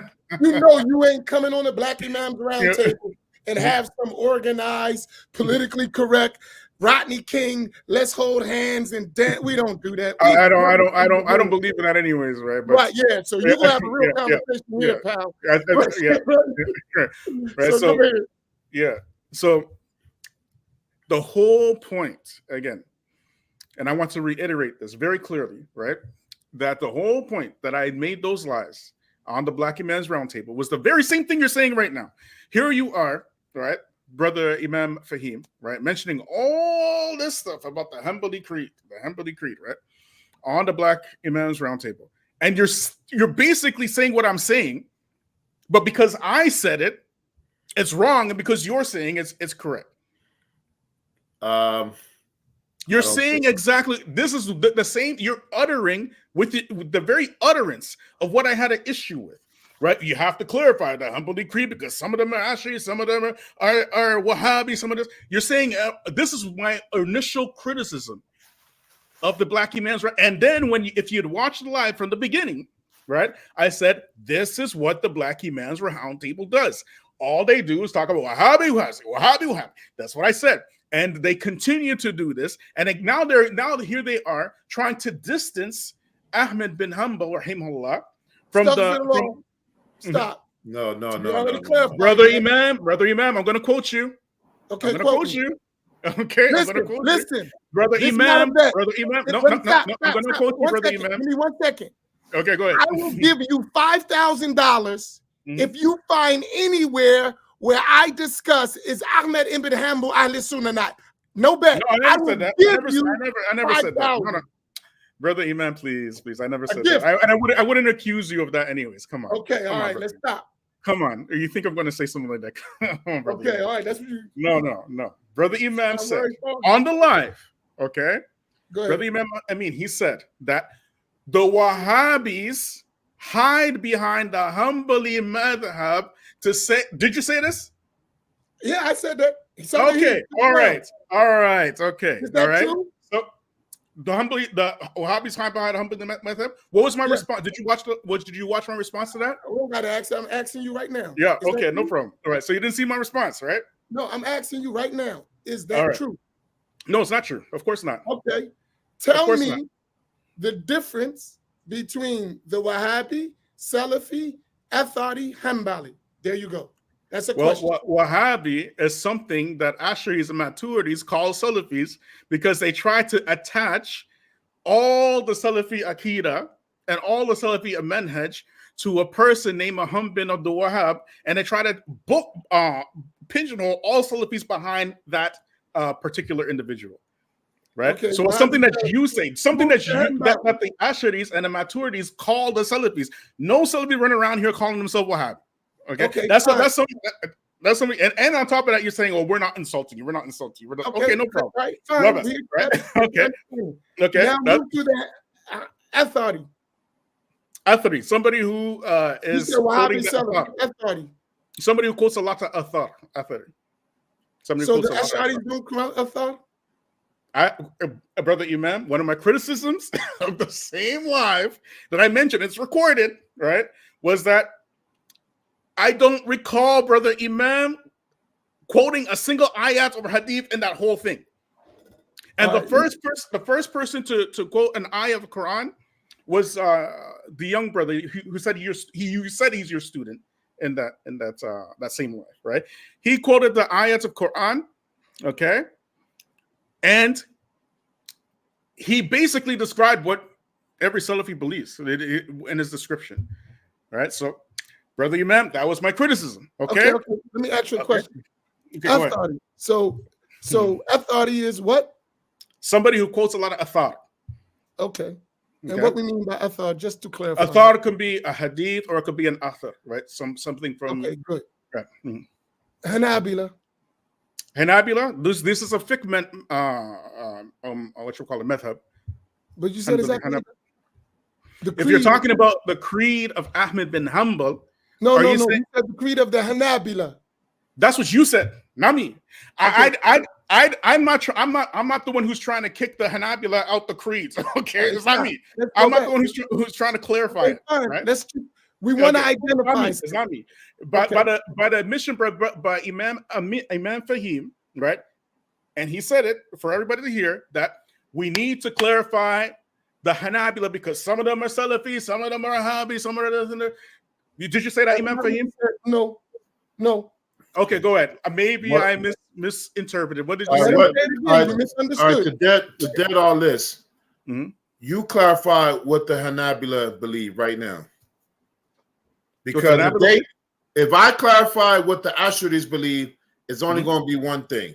If a Maturidi clarifies what the Maturidiyya believe, it's only going to be one thing. Now, can you say the same thing when you clarify what the Hanabila believe? The Hanabila believe what the Salafis believe. That's what I believe, anyways. Okay, what is it? So you who's the one who is clarifying the Hanabila? No, what is it? I'll say this. So it'd be fair. This is what, in terms of creed, yes, of course. This is what we understand the Hanabila creed to be. And I'll give you the Hanabila, and I mentioned many of them, but I'll give you one. Ibn Qudama, Al-Muwaffaq Ibn Qudama Al-Maqdisi. Yeah. His understanding, as he mentioned in his books, and the latter scholars of the Hanabila after him understood they were Hanabila in fiqh and in creed. Okay. They said whenever it came to those hadith and ayat that relate to the attributes of Allah that are mutashabihah, they said that we leave them in the recitation, the words that came in the Quran and the Sunnah, and the meaning we leave to Allah. Full stop. Is that your belief? Yeah, of course. Of the Salafis? Of course. So then, therefore, would Ibn Qudama accept that you translate the verses of the Quran and the Hadith when related to the attributes? See, now you're talking about something different. No, I'm not. Now you're talking about something different. And furthermore, Brother Imam Amin and Brother Imam Faheem. Furthermore, it is not us. It is not the Salafis who are out here. No. Please go away from the question. Brother Imam Faheem said that I misunderstood him. Right? When I asked him for a clarification of his words, and Brother Imam Faheem, he said, "What do you believe that Hanbalis believe?" And I said that I believe that the Hanabila have the creed of the Salaf. The Salafi creed, the same thing. And then you brought up Ibn Qudama, and Ibn Qudama said the same thing like Imam Malik, leave the meanings to Allah. Right? When the man came to, when the man came to to Imam Malik and he said, Kayf Allah istawa, right? How is Allah risen above the throne, right? And what did Imam Malik said? He said, Allahu istawa, this is mafhum, this is known. Well, a kayfiyah is majhul, it's not known. The howness is not known. Well, asking about it is a bid'ah. This is what Imam Malik said. This is our creed. We believe in the attributes of Allah. We don't deny them. If you're asking about the Salafi creed, we don't believe in giving him ta'wil, right? But however, we ain't talking about ta'wil. Yeah, no problem. We're not talking about ta'wil. No problem. We're talking about brother Imam Faheem and brother Imam Amin, right? Essentially saying that they need to clarify the Hanbali creed. Exactly. And I just clarified. And now the people question to you, hold up. My question to you, I'll repeat it. Go ahead. And it's worth it. Because guess what? Remember we talked about patience? We're never going to get along. We're never going to cooperate. And this is us talking black. If we BS each other. Yeah. Right? We're never going to get along. That's never going to happen. We have to stop lying to each other. We have to be men. We have to have real discussions. Not if we clean hearts, it don't matter. We could discuss all day when we have clean hearts, right? Let's just be clear what we're saying. Yeah. It ain't about me. It ain't about you. It ain't about none of us. We are just trying to understand what we're talking about. Go ahead, brother. You now, my understanding of the Hanabila, and when I use Ibn Qudama, right? Why did I mention him? Because in the Hanbali madhab, he is known as the sheikh of the Hanabila, right or wrong? Yeah. Okay. Yep. In both practice and creed, am I right or wrong? Yeah, of course. Yeah. He is the umda of the Hanbali school. Yes. I understand his belief to be that. He would not translate. He would not say yed means hand. Istiwa means rose above, established. Okay. All right. He would leave it in Arabic and resign the meaning to Allah. He won't give a meaning in Arabic and definitely no other language. He just recites the verse and that's it. Right. That's so now this is a debate now, right? That's not a debate. Don't make it a debate. Yes, it is. Of course, it's a debate. Brother Imam. No. Stop. Don't run. It's I'm not a debate. I'm still here. You can tell me what you're understanding, Imam Amin. I don't understand that way. That's a discussion. It's not a debate. It's either yes or no. Either you understand what I'm saying and you agree, or you don't understand and you don't agree. That's it. It's not a debate. Brother Imam, please. Don't make it a debate. It's not a debate. Brother Imam. Brother Imam, is it possible for there to be a third option in those two options you give? Maybe. Tell me it. Yes. Is it possible, right? That perhaps for me, brother Imam, I mean, but if you got one, tell me it. Yes. Is it possible that brother Imam, I mean, perhaps that your understanding is incorrect? Is it possible?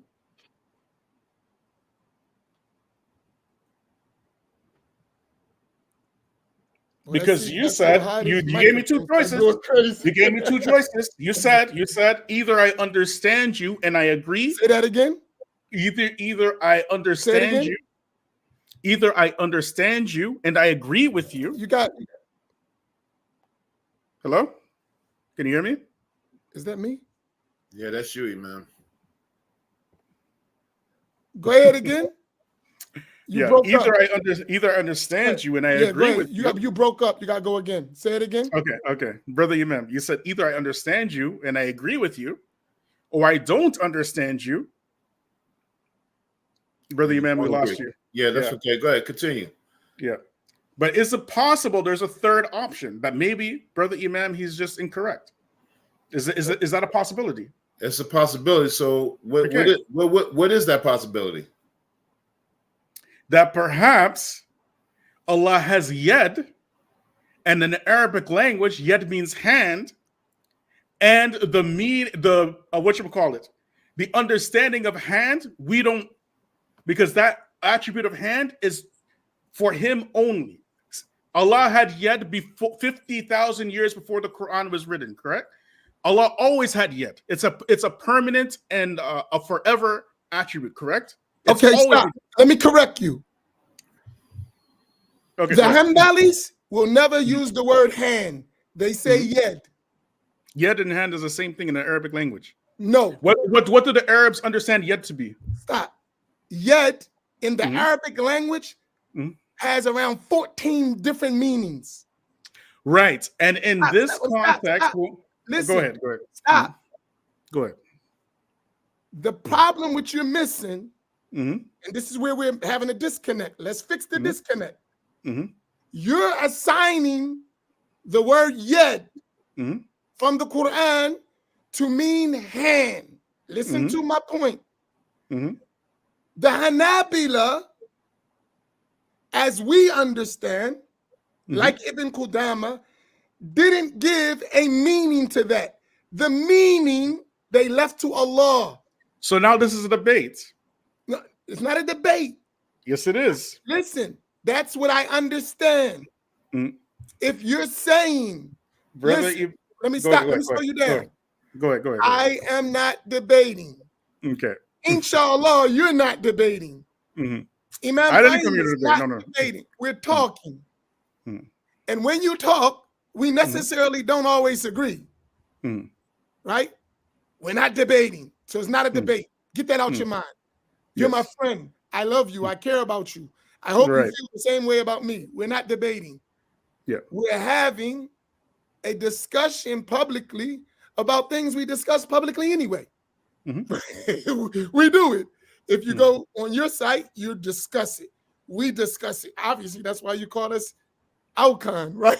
We discuss it. So we do discuss it. Yeah. So now we're discussing it together, Mhm. right? So we're not debating. All I'm saying, and this is what I understand, right? I understand that. So if you understand that, follow me. You can say, no, Imam, I don't understand that. Mhm. I study, I understand something else, Mhm. right? Then tell me what you understand. Don't say you don't understand. I don't understand. If I don't understand, tell me. I see what you're saying. So do me a favor. Let's walk through this another way. I told you what I said. Can you repeat Yep. what I believe about the Hanabila? I told you. Again? Yes. I told you what I believe. I thought we were talking about yet now. What? No, I'm asking you. Can you What, repeat what I said? about the Hanabila? Yes, what I believe about them. Tell me. Which part? Which part exactly? I told you Okay. the Hanabila, and I gave you an example of the Hanbali, Ibn Qudama. Yeah. What I understand Mhm. is that when it comes to the attributes of Allah Mhm. that are mutashabih, Mhm. right, that can bear more than one meaning, this is their approach. I Yep. told you that approach that I believe. What was it? Can you tell me? Yeah, you said that Ibn Qudama, which we believe, that we leave the meanings to Allah. What Right. else I said before that? What do you mean? Before I talked about meanings, I talked about something else first. Oh, about what exactly? About the ayat and the hadith. The Mutashabih ayat. What did I say about them? I said You first, said for the Mutashabih ayat, right? With the ones that Mutashabih, we leave the Right. meanings to Allah. that was the second thing. What's first before that? About Ibn Qudama being Hanbali? No, I said they recite the words in Arabic that are mentioned in the Quran and in the hadith. As for the meaning of those words, they leave them to Allah. That's what I understand. Right, That's what I say. right. So So we can clear. I want you to make sure before you So go now- somewhere else. right. Can you actually say that again so you understand it's not saying something I didn't say? I'm only Okay. asking that. Right. Go So ahead. for Mutashabih ayat, right? we leave the meanings for Allah, correct? I said what I said. No, Okay. it's important. Can you just repeat again, please? I'll repeat it again, no problem, because I want you to get it. Okay, go ahead. When we're talking about the attributes of Allah that are mentioned in the Quran, in the Hadith. Okay, when you talk about the attributes of Allah mentioned in the Quran and Hadith, yeah. Right, that can bear more than one meaning. That Some can would bear say more than one meaning. you know what I'm talking about, right? Yes, yes. Those mutashabihat, right? Yes. The approach of the Hanbalis, as I understand it. Okay. I'm telling you what I understand. Great, yes, yes. That they recite the verses and those hadith in Arabic as Allah revealed them and as the Prophet said, sallallahu alaihi wasallam, and they leave the meaning to Allah. Okay. Full stop. Excellent. Okay. Excellent. Okay. Can you repeat So that? the ayat that Allah has revealed, right? We recite them with our mouths, right? If they have multiple meanings, right? We believe. Go ahead if you want to. Say what I understand the Hanabila. Don't say us. What I understand from the Hanabila. From what you understand from the Hanabila. Right. We're talking about me. Okay. So when we have these ayat that could have multiple meanings, and these hadith that could have multiple meanings, we leave the meanings to Allah directly, right? We recite them with our mouths like this. Am I okay? In Arabic. In Arabic? We recite them in the Arabic language? In the Quran. Okay, all right. And in that, okay. Listen, I'm not being funny. The reason why I'm doing that, because you're publicly out saying something, right? Listen, follow me. So therefore, I want you to say exactly what I'm saying. And when you say something, I want to say exactly what you're saying. Right. And if there's any misunderstanding, so now it's a debate. No, it's not a debate. Okay, are you sure? We discussed that. Okay, you sure, brother Imam?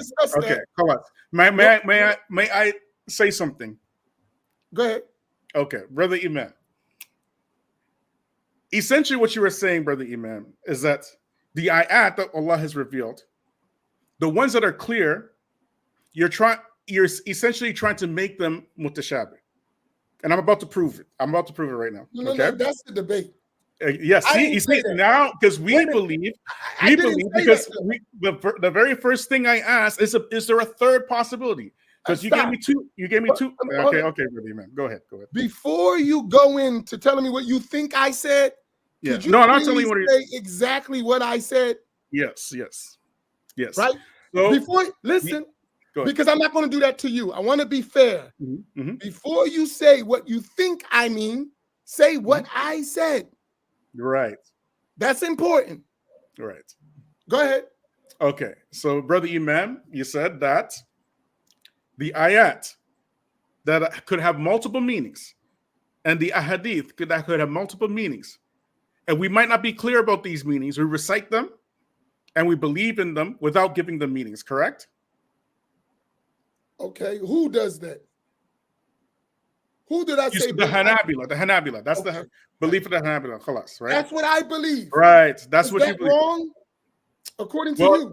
Well, in reality, you don't actually believe that. And that's the truth. In reality, you don't believe that. Nor as an Ashari or a Maturidi do you practice that, right? That's the reality, okay? Explain. And I'm going to prove it to you right now, okay? Because now it's a debate. It's not a debate. Stop saying that. Brother Imam, I didn't come to the debate. You're not going to make it a debate. Okay. It's never going to be a debate. I love you. I don't want to debate. I don't want to debate anyways. We're never going to debate. Okay. So get that out your mind. Just put in your mind, repeat that. We are not debating. We're talking. Okay. No problem. We're talking, right? So we, the Salafis, we believe that Allah is above his throne, right? In a manner befitting his majesty. Correct? Go ahead. All right. That's what we believe. All right. That's what we believe. Why do we believe this? Because all the ayat and the hadith that are saying that Allah is above the throne befitting his majesty. Okay? That's what we believe. Mathalan, the one that both the Salafis and the Ash'ira like to quote all the time, right? Ar-Rahman al-Arsh istawa. Okay? Okay. All right. When you hear Ar-Rahman al-Arsh istawa, what do you say that it means? I say, you talking to me or you talking about the Yeah, Hanabila? I'm Are we talking to you. leaving the Hanabila? Let me ask you a question. Are Yeah. we leaving Do you the Hanabila? okay? or we No, talking okay. Let's about come back to the Hanabila for a minute. Okay, Just let's for go to 1 the second. Hanabila. What Do I you- believe. okay. We're going to come back to the Hanabila for 1 minute, right? Okay, go ahead. Brother Imam Amin, right? Yes. Are you a follower of the Hanbali creed? Yes or no? Yes. Okay. Yes. What I Perfect. understand the Hanbali creed to Excellent. be. Excellent. Yes, So now absolutely. Ar-Rahman al-Arsh istawa, Yes. right, is what exactly? Ar-Rahman ala arsh istawa. Which is? Al-Rahman ala arsh istawa. So, And so, the meaning. Let okay, me come on. finish. Let me All right. finish. And the Mhm. meaning of istiwa as a sifa of Allah, Allah knows best its meaning. That's it. All right. Okay. So istiwa is it? And it Is it? doesn't. Wait a minute. Is it? Let me Is add. the word? Let me Is the finish. word? Let me finish. Okay, And go it ahead. doesn't resemble anything of the creation. That's it. All right. Okay. All right. Thank Khalas. you. Yeah, I believe you. I believe you. I believe that the istiwa Do does you? not. It does not resemble anything of the creation. Khalas. We share this. We share this. What about the other part? Ar-Rahman. Al arsh istiwa. Ar-Rahman. Istiwa. We recite istiwa, the verse. We Right. affirm it. We leave the meaning, the true meaning, what is Right. intended. The true by meaning. Okay. istiwa Okay. to Allah. So this is this. Yeah. Okay. Go I ahead. finished. So you got my whole point. Yep. The true meaning of what Allah intended by the attribute al-istiwa, we leave it to Allah. That's We what leave I it to understand. Allah. Okay. Ahsan. Ahsan. Is that wrong? Perfect. Ahsan. We leave the meaning to Allah. Right. Now, the word istiwa itself, is it mafhum in the Arabic language? Yes or no? It has multiple meanings in the Arabic language. Yes. Yes. We understand this. But according is the to word every mafhum? Arabic major Right. dictionary. Right. But is the word mafhum? Is it mafhum or majhul? Mafhum bima'aniha. Mafhum. Okay. Yes. Exactly. Listen, well known by its meanings. By its meaning. Thank you. Meanings with an S. Thank you. Okay, go ahead. Right? Thank you. So when you say Ar-Rahman al-Arsh istiwa, right? You understand Ar-Rahman, you understand al-Arsh, but you don't understand al-Istiwa? Yes. I didn't say I didn't understand istiwa. Who said that? Well, you said you leave the meaning to Allah. So according to the that's not what I said. Okay, you said that the Hanbalis, the Hanabila, they say to leave the meaning to Allah, right? I mentioned something specific. Okay, go ahead. I said the true meaning. What Allah intended by istiwa. Right. So the Arabics now, the Arabic language, this word istiwa, it has meaning.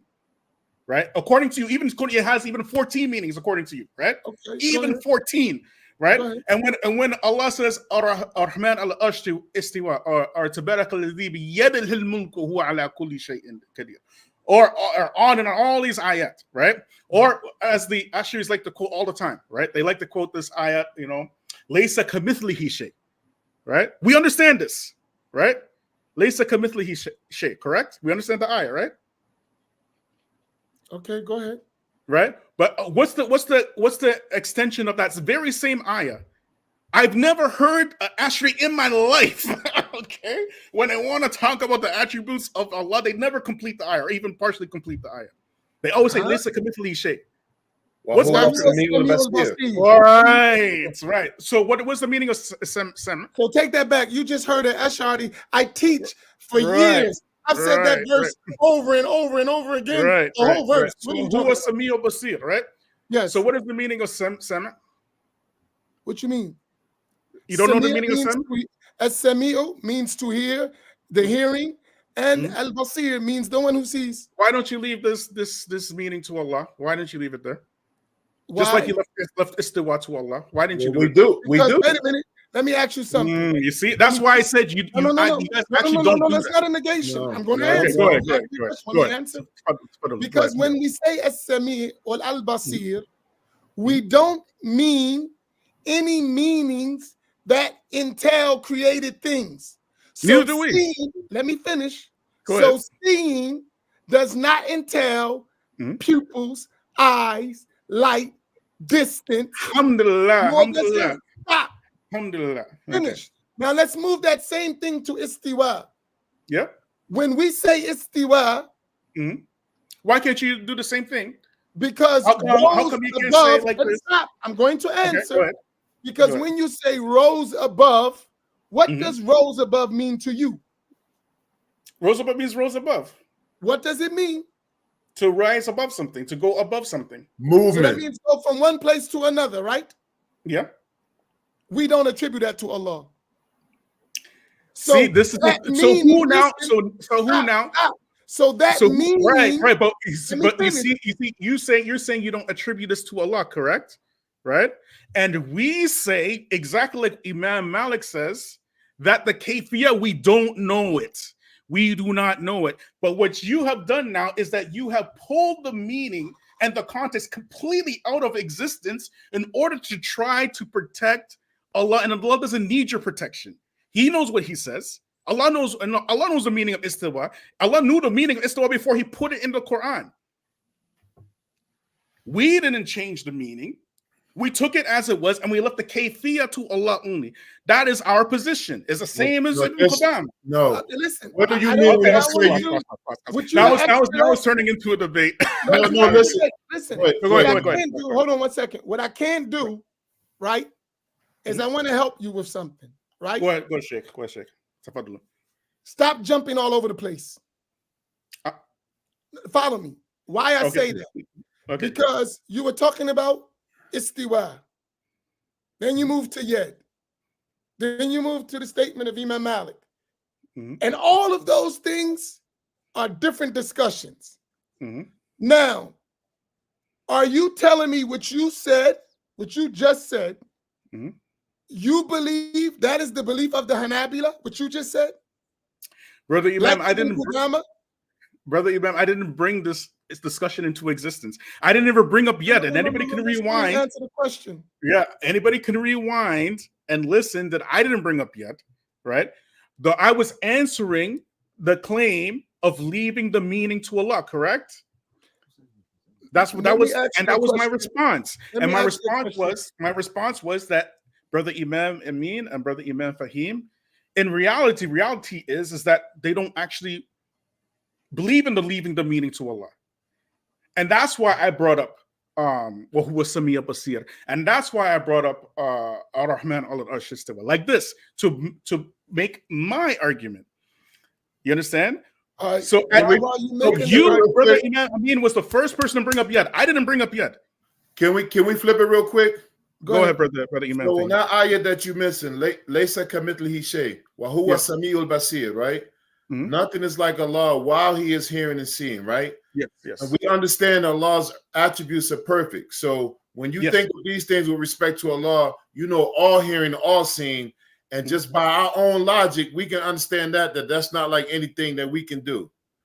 Now, when you go back to istawa, this is where the problem arises, because when you don't leave the meaning to Allah and just recite it as it came, then you put these meanings that are not applicable to Allah. All right. So because no actually says that we believe that Allah is all hearing and all seeing, like by means of instruments and depth and all that stuff. But when people say istawa, they assign meanings that are not befitting. And Salafi scholars are saying that. They're saying that it means julus. I have never in my life ever heard any Ibn Qayyim says it. Ibn Qayyim al-Jawziyah says it. Right. I've never heard, even if Ibn Qayyim said it, even if Ibn Qayyim said it, this is a khata. I don't care if it's Ibn Qayyim. Sitting, edgeless, where? Fin, where? You bring it. Sheikh Uthaymeen said it means istiqrar. Again, right? What does istiqrar mean? Again, we leave I'm asking you a question. Hold on. Let me talk. I'm the prop. Now I'm talking. Go ahead. What does istiqrar mean? I don't know what istiqrar means. Settledness. Settled. Okay. Okay. So you see the problem when you assign this meaning, like you're trying to say with those other ayats or those attributes, you don't do it with istawa because you recite it as it comes. Because either all of the meanings apply or a specific meaning applies. Yeah. Right. And you can't do neither one of those. So recite it as it comes, like the Hanabila do, and leave it. Right. What you guys do is you assume a literal meaning because you didn't say this, but you believe that these ayahs are muhkamat. Brother Imam Faheem, right? No, do you believe that these ayahs are muhkamat, that they have one clear meaning? Brother Imam Faheem, it has one meaning. Right. Brother Imam Faheem, the way that we look at istiwa is the same way that we look at the rest of Allah's attributes, whether it's Sam or Basir, Basar, we look at the same way, right? You can't though. You're telling me that, but I just proved that. Yes, I'm not telling you anything. You said you said we didn't recite the whole verse. We recite the whole verse, and right. All hearing, all because seeing. I challenged you. Oh, all hearing and all seeing. Right. That's clear. We talking about istiwa, right? This is one of the mutashabihat verses. You don't have to say that Allah is all hearing and all seeing when you translate because it's understood. Now, the istiwa part is when people are understanding it to mean these other things that are not befitting for Allah. And as such, you leave the meaning to it. You recite the verse as it comes and leave the meaning. And there is no how. Brother Imam Faheem, you made a claim, right? That the Salafi scholars. It's not a claim. You can find it in Sheikh Uthaymeen's right. Okay, works. No problem. Okay. You made a claim to the Salafi scholars, which I haven't heard in my entire life. I didn't say Salafi scholars. I said Sheikh Uthaymin as an example. Because other Salafi scholars believe something else. Other Hanbali scholars believe something else. And African scholars are taking what they want. Hey, can I ask y'all one question? Just 1 second. Go ahead. Just 1 second, right? Listen. I'm willing to stay with you to Fajr. Oh, I can't. I got to work tomorrow. Listen to my point. Just so we can get to one point. Okay. Let's understand what we're talking about. Okay. Now I'm going to go back. I just don't want to cut. I don't all that other stuff. One thing I'm good at, I try not to deflect from the point. I ain't going nowhere. You go all over the place. I'm bringing you right back. My question is, do the Hanabila, the true Hanabila, in fiqh and aqidah, right? Like Ibn Qudama, does he believe that Allah moves? Who said Allah moves? You. What did they say? Taharak? Okay. Allahu Taharak? I said this? No. Listen. Stop. Okay. I asked you said, now let's go back. No, maybe you was mistaken, so let's fix it. Listen, we ain't enemies. We brothers. We're trying to figure something out. You said, what does istiwa mean? I told you what the Hanabila, I believe they say. They said, Ar-Rahmanu al-Arsh istawa. They recite the verse. And the true meaning that Allah intended, they leave it to him and they say he's not like his creation, full stop. They don't translate, they don't do none of that. Now in Arabic, they don't use another word for istiwa, they don't use Persian, they don't use English. They say, Ar-Rahmanu ala al-Arsh istawa. Stop. Nothing else. They leave the intended meaning to Allah and they negate any resemblance to the creation. That's my belief. That's what I believe the Hanbalis believe. Now, you said, tell me if I'm wrong, no, istiwa means rose above. Am I right? Did you say that? Yeah, of course. Okay. Yeah. All right. And I asked you, you mean rose above means to go from one place to another.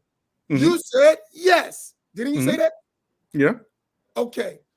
My question to you, is that the belief of the Hanbalis? Of course. My belief is wrong. I'm misunderstanding. That's what you're saying. You said, Brother Imam Amin, right? We said that Allah istawa as he said. We are not changing the meaning.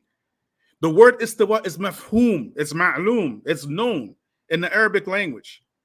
If you ask the Arabic right now, what is question? Brother Imam? I'm answering the question. Okay, Brother Imam. Since you said just like let me help you. Let me move you back. Yeah. Because I don't want you to, I want you to understand. All we're trying to do is understand each other right now. Yeah. Right? So listen, maybe we're misunderstanding, and that's the problem. Yeah. I'm trying to get us to understand each other. Mm. So I'm going to repeat what you're saying, and I want you to repeat what I'm saying. Then I would like you to tell me the difference between the two. You got it? Let's try it again. You're saying Ar-Rahmanu ala al-Arsh istawa. It means that the most merciful rose above his throne. Yes, in a manner befitting his majesty. Yes. Befitting his majesty. Great. Yeah. And to you, rising above means to go from one place to another. Am I correct? Yeah, from a lower place to a higher place, rising above. Okay. And that is what I'm negating and what I believe the Hanbalis negate. Brother Imam, let me okay, listen. Go ahead. I'm asking you, am I correct in my understanding or am I misunderstanding you? Yes, you're misunderstanding. 100%. Okay, now explain. Let's check. Right? When we're saying istawa is known to rise above, correct? Now you are saying taharrak. I didn't say that. We are saying that what Allah says in the Quran, that he rose up. We're not saying that. We're not saying Allah. I didn't say that at all. I never said that word, ever. You asked me if Allah moves. So say moves. I didn't say taharrak. You said that. What is the meaning of movement in Arabic? Okay, now let me ask you a question. Let me ask you a better question to answer that. Sure. I said, say Ar-Rahman ala istiwa and stop. That's what I said. Yeah, okay. You said translate. I said don't translate. You said translate. Brother Imam. I didn't say that. I didn't say that. I said that Brother Imam Amin and Brother Imam Faheem, they say that they have to leave the meetings, but they actually don't leave the meetings. That's what I said. I'm asking you what That's what I said. You said that you leave the meetings. I say you don't leave the meetings. Right, that's what I said. That was my claim. And that's what I brought the ayah Ar-Rahman al-Arsh istawa. Go ahead. Can you do me a favor? Go ahead, Brother Imam. Do you believe that I'm afraid to say what I believe? No. So if whatever I believe, I'm going to say it. Yeah. You don't have to figure it out. That's I will correct. say it. Yeah. You can ask me. I'm not going to go around the corner, beat around the bush. Yeah. None of that. Whatever I believe, I'm going to say it. So I don't say one thing and mean something else. I mean exactly what I said. Okay. And I believe the Hanbalis, like Ibn Qudama, believe that. If you say that is incorrect, I want you to explain what you understand. Right. And it could be that we're listen, the belief you're telling me, to me, what I understand from the books of the Hanabila, that's kufr. But that doesn't mean that's what you really mean. That's what you be saying, and the wording is not coming out right. What I'm trying to understand is what you really mean, and maybe you're not articulating it properly. I said what I believe. I believe that Ar-Rahman, he rose above his throne. Now let me ask you a question. I believe that. So you agree with me? Ar-Rahman ala al-Arsh istawa is not a problem for me or you, right? No, of course not. What are we discussing? Where's our differences? Right. Our difference is that with just istiwa only. Right. Where's the difference? Right? The difference is that you are saying that Ar-Rahman, he didn't istiwa, right? From what I understand, right? And as a matter of fact, Ar-Rahman being above the Arish, according to the Ashari and Maturidi belief, is totally incorrect. From the Ashari perspective, Allah, he does not exist in a place. Correct? Am I misinterpreting what you believe? Can you do me a favor? Yeah. Can you go back to what we was talking about, me and you? Which one? I said Ar-Rahman ala al-Arsh istawa. But you said full stop, correct? Full stop. So istawa here, does it have ma'ana or no? Mafi ma'ana, badun ma'ana? It has the ma'ana is for Allah only? Allah knows the intended meaning. Allah knows the intended meaning. Okay. Yes. Excellent. That's what I said. Right. So Allah knows the intended meaning, right? Yes. And then I said, if you recall, that I said istawa has ma'na in what language? And according to you, it has how many meanings? 14, I believe you said, right? Okay, go ahead. 14 meanings, right? So let me ask you something. Go ahead. Go ahead. What does istiwa mean in Arabic to you? In this context, it's very clear. What does it mean? Tell me the Arabic word. Istiwa, rose above. Rose No, above. rose above is English. What does it mean in Arabic? I don't know how to describe it in Arabic. Great. Okay. Great. So for that purpose, stop right there. Because you don't know the meaning in Arabic. So, and when I'm telling you, the word you may I don't know how to describe it in Arabic, right? You can know the meaning of a word without actually knowing how to describe the thing that you're trying to say. You just know the meaning. Because words have context, words have meaning, correct? No, missing my point. Right. Go ahead. You said the meaning is ma'lum. Yeah, it's ma'ruf, yeah. Ma'lum bi lughat al-arabiyya, right? Mm-hmm. Absolutely, logic. Okay, since it's ma'lum bi lughat al-arabiyya, what is that ma'lum meaning? It's the what rose above. That's English. Right. Okay, so if I say yet, for example, right? No. It's the word. Don't go somewhere else. You know, because we want to understand each other, Brother Imam. No, it's Brother the Imam. word. That's all we're talking about. Yeah, okay, Brother Imam, because we want to understand each other, because I want to make sure that we're getting each other. Follow my point. I am following your point, but I need to be able to articulate as well, correct? I say it's the word. Don't move to yet. Right. Because that's another attribute. Brother Imam, right? If I was to describe yet in Arabic, or if let's say you describe rose above in English, how would you describe rose above? Who? I wouldn't say that about Allah. Brother Imam, please. I wouldn't say it. You see, in your own native language. Okay. I don't say it in English either. Right. I won't ascribe those non-befitting meanings to Allah. I would never do it. In Arabic you are saying that they're non-befitting. Allah revealed it. Allah revealed it. He didn't reveal no other words. That is something that you said. I didn't say it. What did Allah reveal? Allah put a context with it. He said it in the Quran. Follow me. Go ahead. What did Allah reveal? Ar-Rahman al-Arsh istawa. He didn't reveal nothing else. Of course, he revealed many ayat. No. I'm talking about istiwa. Did he use another word for istiwa? I don't know. Well, there's the Quran. Ar-Rahman ala arsh istawa. Does it say something else in Surah 20, verse 5? What does it say? If you can. Ar-Rahman ala arsh istawa. It don't say nothing else. Okay. Since it don't say nothing else, why are you saying something else? I didn't say anything else. What do you mean? You said rose above, and you said this ma'lum meaning in Arabic. Because we're speaking English language. All right. We're not speaking Arabic. If we're speaking Arabic, I would just say istiwa. Follow me. Why rose above then? Follow me. Because that's what it means. That's what it means. What does If the word has 14 meanings, why just that one? Because this is okay. You tell me what it means in context then. No. Oh, but you can't tell me. You can't tell me. I'm trying to help you. All right. According to you, the meaning is for Allah only, correct? The whole divine thing of it. Right. You don't know, right? According to you. What the Hanbalis did. Say Ar-Rahman al-Arsh istawa and full stop. Right. And what I'm saying, brother Imam, Amin, is that the ayah is not mutashabih. It is clear. Did you understand that though? Right. Did you understand me or no? Did you understand me? Whether you agree or not. I understood. So now you're saying that istiwa here, we don't know the meaning. I didn't say that. You said, okay, you're saying that we leave the meaning to Allah. Right? I said it has a meaning. But we don't. It has multiple meanings. The word istiwa in the Arabic language. No problem. Right. The meaning intended by Allah for that attribute, He knows best. And we don't assign which one of those meanings. That's what I said. Is that clear? So really the crux of the issue here is that these words that you say you don't know the meaning of, right? And the meaning is left for Allah only, right? Isn't that different from saying there's no meaning?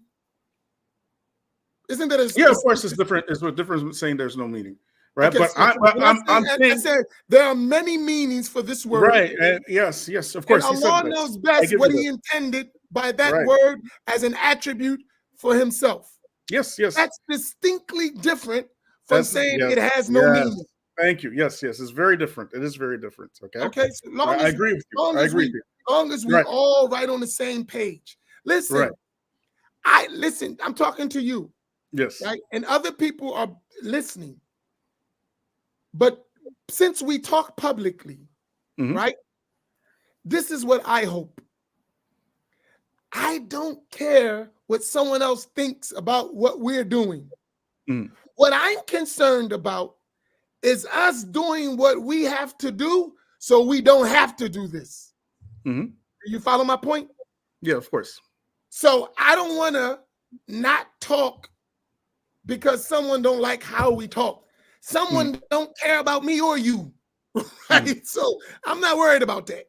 What I'm trying to get at is that me and you understand. And I believe once we understand, even though it's in a public space, and we as a people understand, we'll be able to solve our issues. That cooperation thing will be much easy when we stop clinging onto somebody else's ideas and making them our own and making them our beef. Yeah, it ain't our beef. Somebody gave us these ideas. Right, wrong, or indifferent. So for me and you, it ain't no beef. It ain't no debate. It's never. No. So whatever we got to do that, it's not about like shaming you, my brother. I'm not trying to like, and I hope you ain't doing it for me. But we do got to clarify. Obviously, we ain't talking the same stuff. So let's get us to understand. So here's what I'm saying. When we say that, that's what I understand the Hanbali Creed to be. If that understanding is mistaken, because I think your understanding is mistaken. Yeah, of course. The creed you're saying is the creed what we call Wahhabi Salafi. No, I'm serious. And that is what they say in Arabic. Right? I got it. We disagree with that. But now I'm not going to say more than that. You know what some people say? I'm going to give you an example. They say the Wahhabis are body worshippers. I don't believe that. They don't believe that. Not the ones I talk to. They don't worship a body.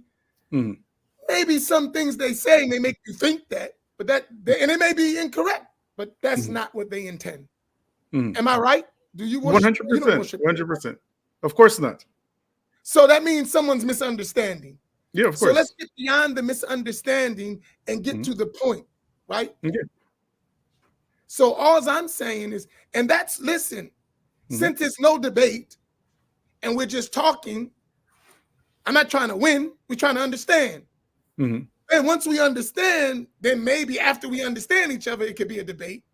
But we don't even understand each other first. How are we going to debate something no one understands what we're talking about? Of course. You follow my point?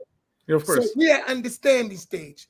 So what I understand, I'm going to go back to that again, is the belief of what we understand that I'm talking about of the Hanbalis. Is that correct or incorrect?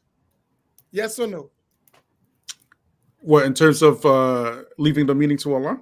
With istiwa, the whole thing I explained. Yes, the whole way I explained it. Is that incorrect or correct? According to we leave the meanings to Allah. Of course, we do this 100%. We leave the meanings to Allah. So then there's no need to substitute istiwa for another word, right? No, of course not. Okay. So since that's the case, then we don't say istiwa only means in Arabic rose above, is it? Does it have other meanings? According to Brother Imam Amin, it has 14 meanings. No problem. In Arabic language. No problem. I believe you. I believe you. It has 14 meanings. I'm willing to accept that. And this particular ayat here, right? You're saying that this ayat, the claim is that this ayat is mutashabih, right? That's the claim. Boy, this is a rough one. Hello? We're getting. Go ahead.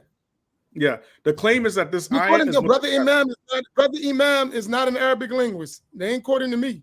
No, we ain't gonna do that. No problem. Right, and what I am saying, right, is that it is not. We gotta continue later. This was no, because no. Are you clear? I want you to finish your point.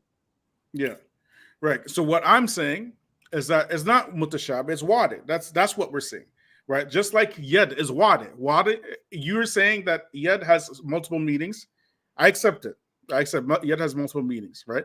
But in this context here, it means hand.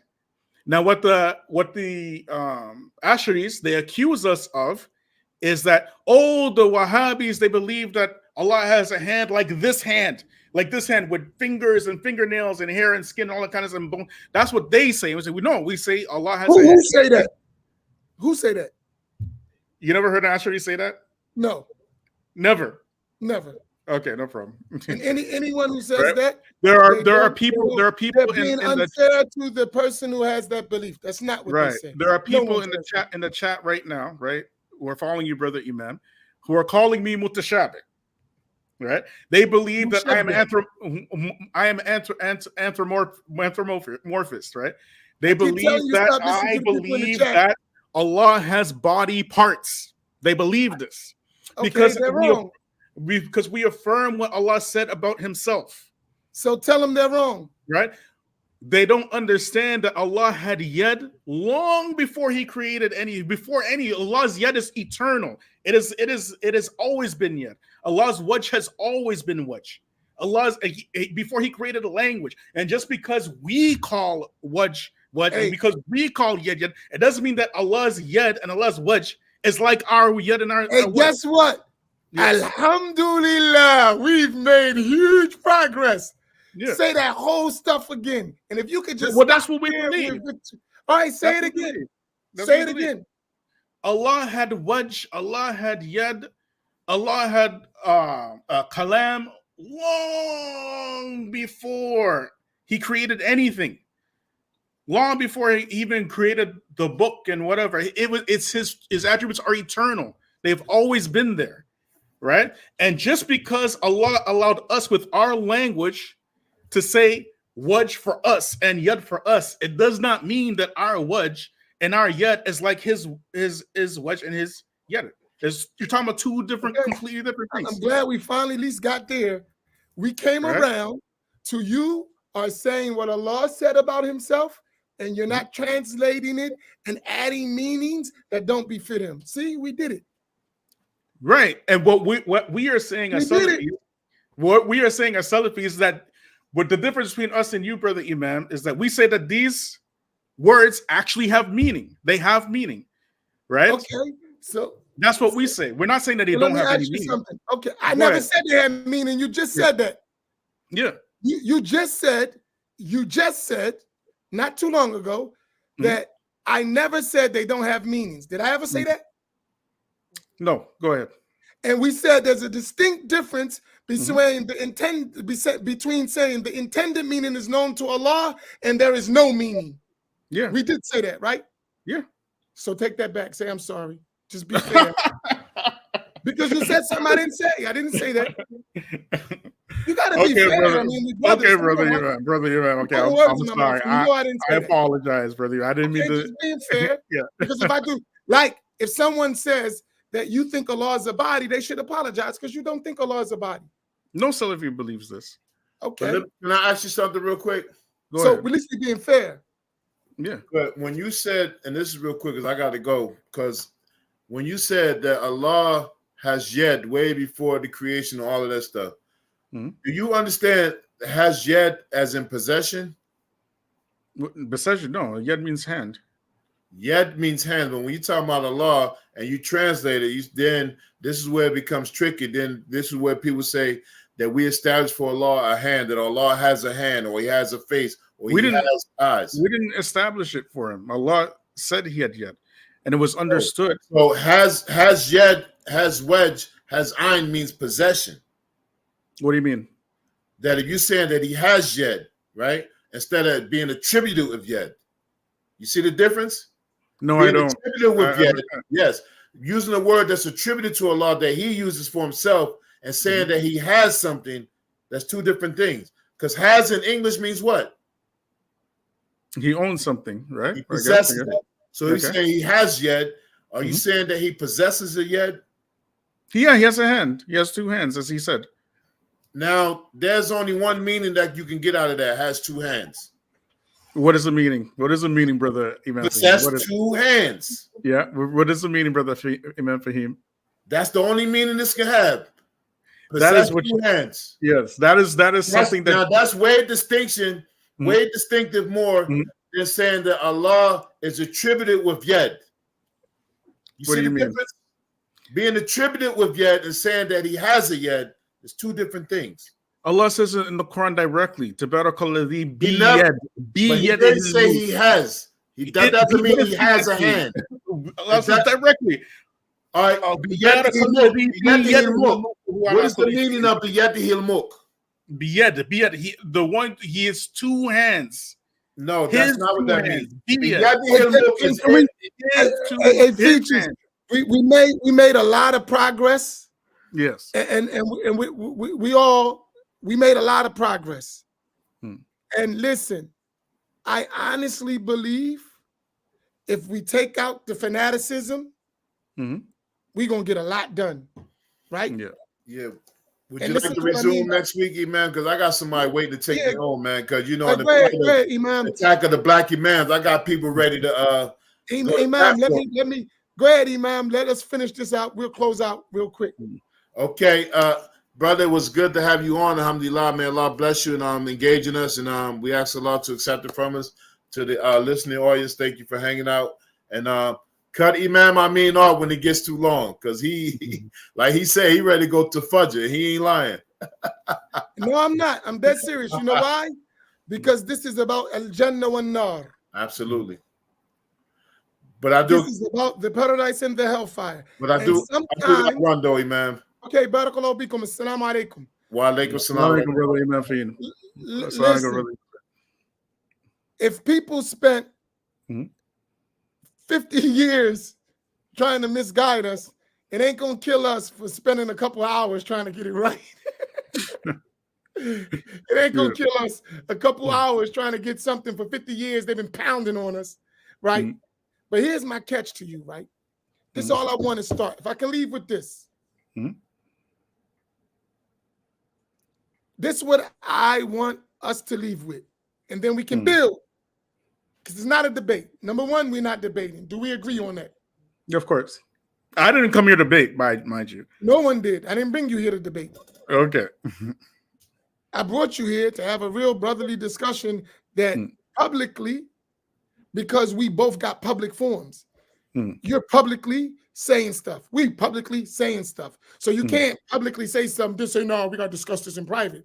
Well, you shouldn't have said it. Right? If it's so private, you shouldn't have said it. Right? You said it public. Now it's a public discussion. Right?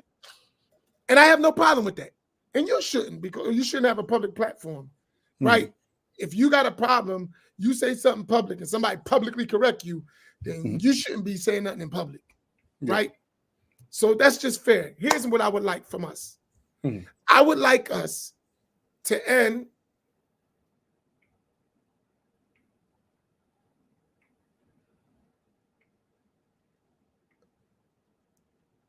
okay. You got to run? It's getting late, but I can say a few more minutes. Yeah. We got a sheikh who wants to come in and join. Oh boy, here we go. No. But no debate, please, no debate. Listen, because it's very late. Because it's going to take me I told you before. I got your back. Okay, you got that. Listen, I'm only having this conversation like this with you because I believe that it's levels, and levels takes time. I'm giving something. Levels takes time. Some people, if they got something to do, they'll just leave. No problem, right? We brothers. All right, inshallah. And here's what I'm saying. We're having these discussions. How many times you had this discussion? Oh, too many. Right. For how many years, roughly? Decades now, right? Yeah. Too many. So it's a discussion that's being had. Yeah, of course. Why can't we just listen? I just think if we just be men, Sheikh Abdul Kareem, there's the link for you. Right? Because he was on the thing. Here's what I'm saying. Brother Imam, I mean, in all honesty, there's a energy that's within the Black community, right, which prevents progress. And when you're having like these type of discussions, they should be done in a proper manner, to be honest, right? I am a firm believer of that. What's proper manner? Like someone like yourself who is educated, right, who knows what they're talking about, right, who's been studying for a long time, and let them hash it out with some other educated person. But what's happening is the opposite. And I told you this before, that on the virtual spaces, the imams are being replaced by YouTubian da'i elites. Okay? True. Right? I'm one of them.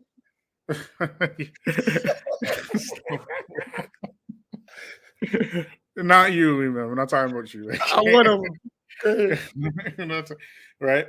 What has happened is that these platforms have given voice for every ignoramus who can navigate through YouTube and Facebook and whatnot to grow their platforms and drown out the people who know what they're actually talking about. You understand? Right? Yes. So now we have, now in 2024 particularly, the vast majority of these Islamic platforms, they're Ruwaybida. Let's call them what they are today. They're all Ruwaybida. 90%, 99% of them are Ruwaybida. Right? They shouldn't be having Islamic platforms at all. And they are at the forefront of making dawah. And the only blessing that we have in the Black community is that by and large, the Black community hasn't been affected by this so much, but it's coming because we see it happening on Facebook and YouTube. And we see these folks who don't deserve voices in Islamic spaces getting big platforms. We just see it popping up, right? And we can call out names, okay, but we won't do that today because I don't want to touch. Can I ask you a question? Go ahead, brother. If that is true, right? Brother Dawood, I don't know who you are, and I don't. So I don't want you to think we're ignoring you. I see you, but that was for somebody specifically. So don't take it offensive that we didn't bring you in, right? I don't know who you are. Do you know Dawood? You see that guy down there? Or you can't? No, I don't see anybody. No, I don't know him. I mean, but that was for somebody else. Anyway, so then can I ask you a question? Go ahead, brother. If you believe that, or I believe that about myself, right? Then why would you have the discussion at all? I'm talking about you on your own platform. I didn't bring the discussion up. You could have ignored it. What do you mean? You said that you're not qualified to have the discussion, right? No, I said I don't debate. No one's debating. I don't debate. I don't. But no one's debating. I'm saying if you're going to have a discussion like this or a discussion as such a manner, it should be done in a proper way. It shouldn't be done in like a haphazard way.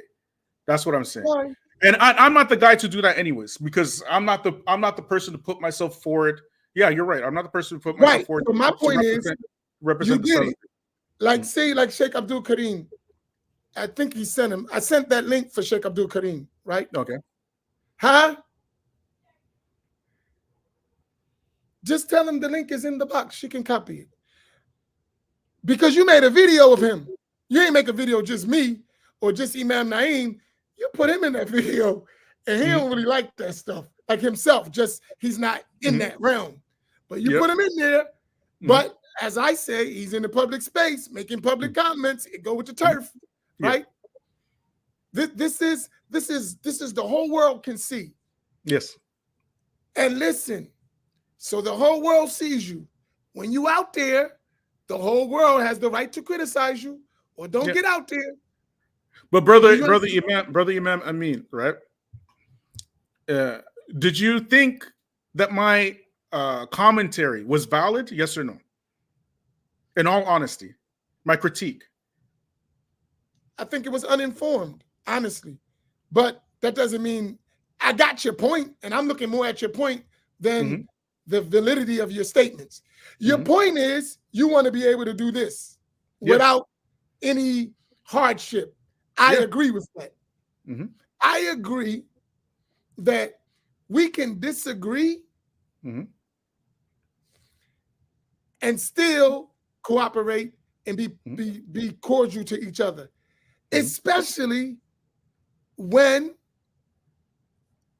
we don't even really understand what we're talking about, which we agree.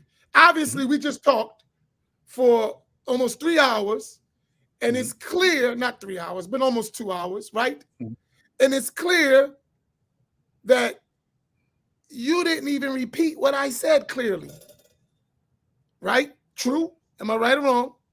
I'm not quite sure about that. I thought okay, repeat it since you're not clear. We'll prove it. Okay, so the Hanabila, when it comes to the ayats and the hadith that are mutashabih, they stop where the ayats and the hadith stop without giving it ma'na, without giving it meaning. Is that correct? That's and roughly what else can finish? Keep going. You got to say the whole thing so it's clear, and you can put an exclamation after you finish. It's easy. Okay, so maybe I'm missing something. What am I missing exactly? See, my point. Okay. I'm going to repeat it again, right? Okay. The Hanbalis, as I believe and understood, and I gave example of who? Ibn Qutama. Right. He was Hanbali, Sheikh of the Hanbalis. What I understand from his words is that his belief is to recite the verse or the hadith like Ar-Rahman Ar-Arsh Istawa, for instance, right? Leave that meaning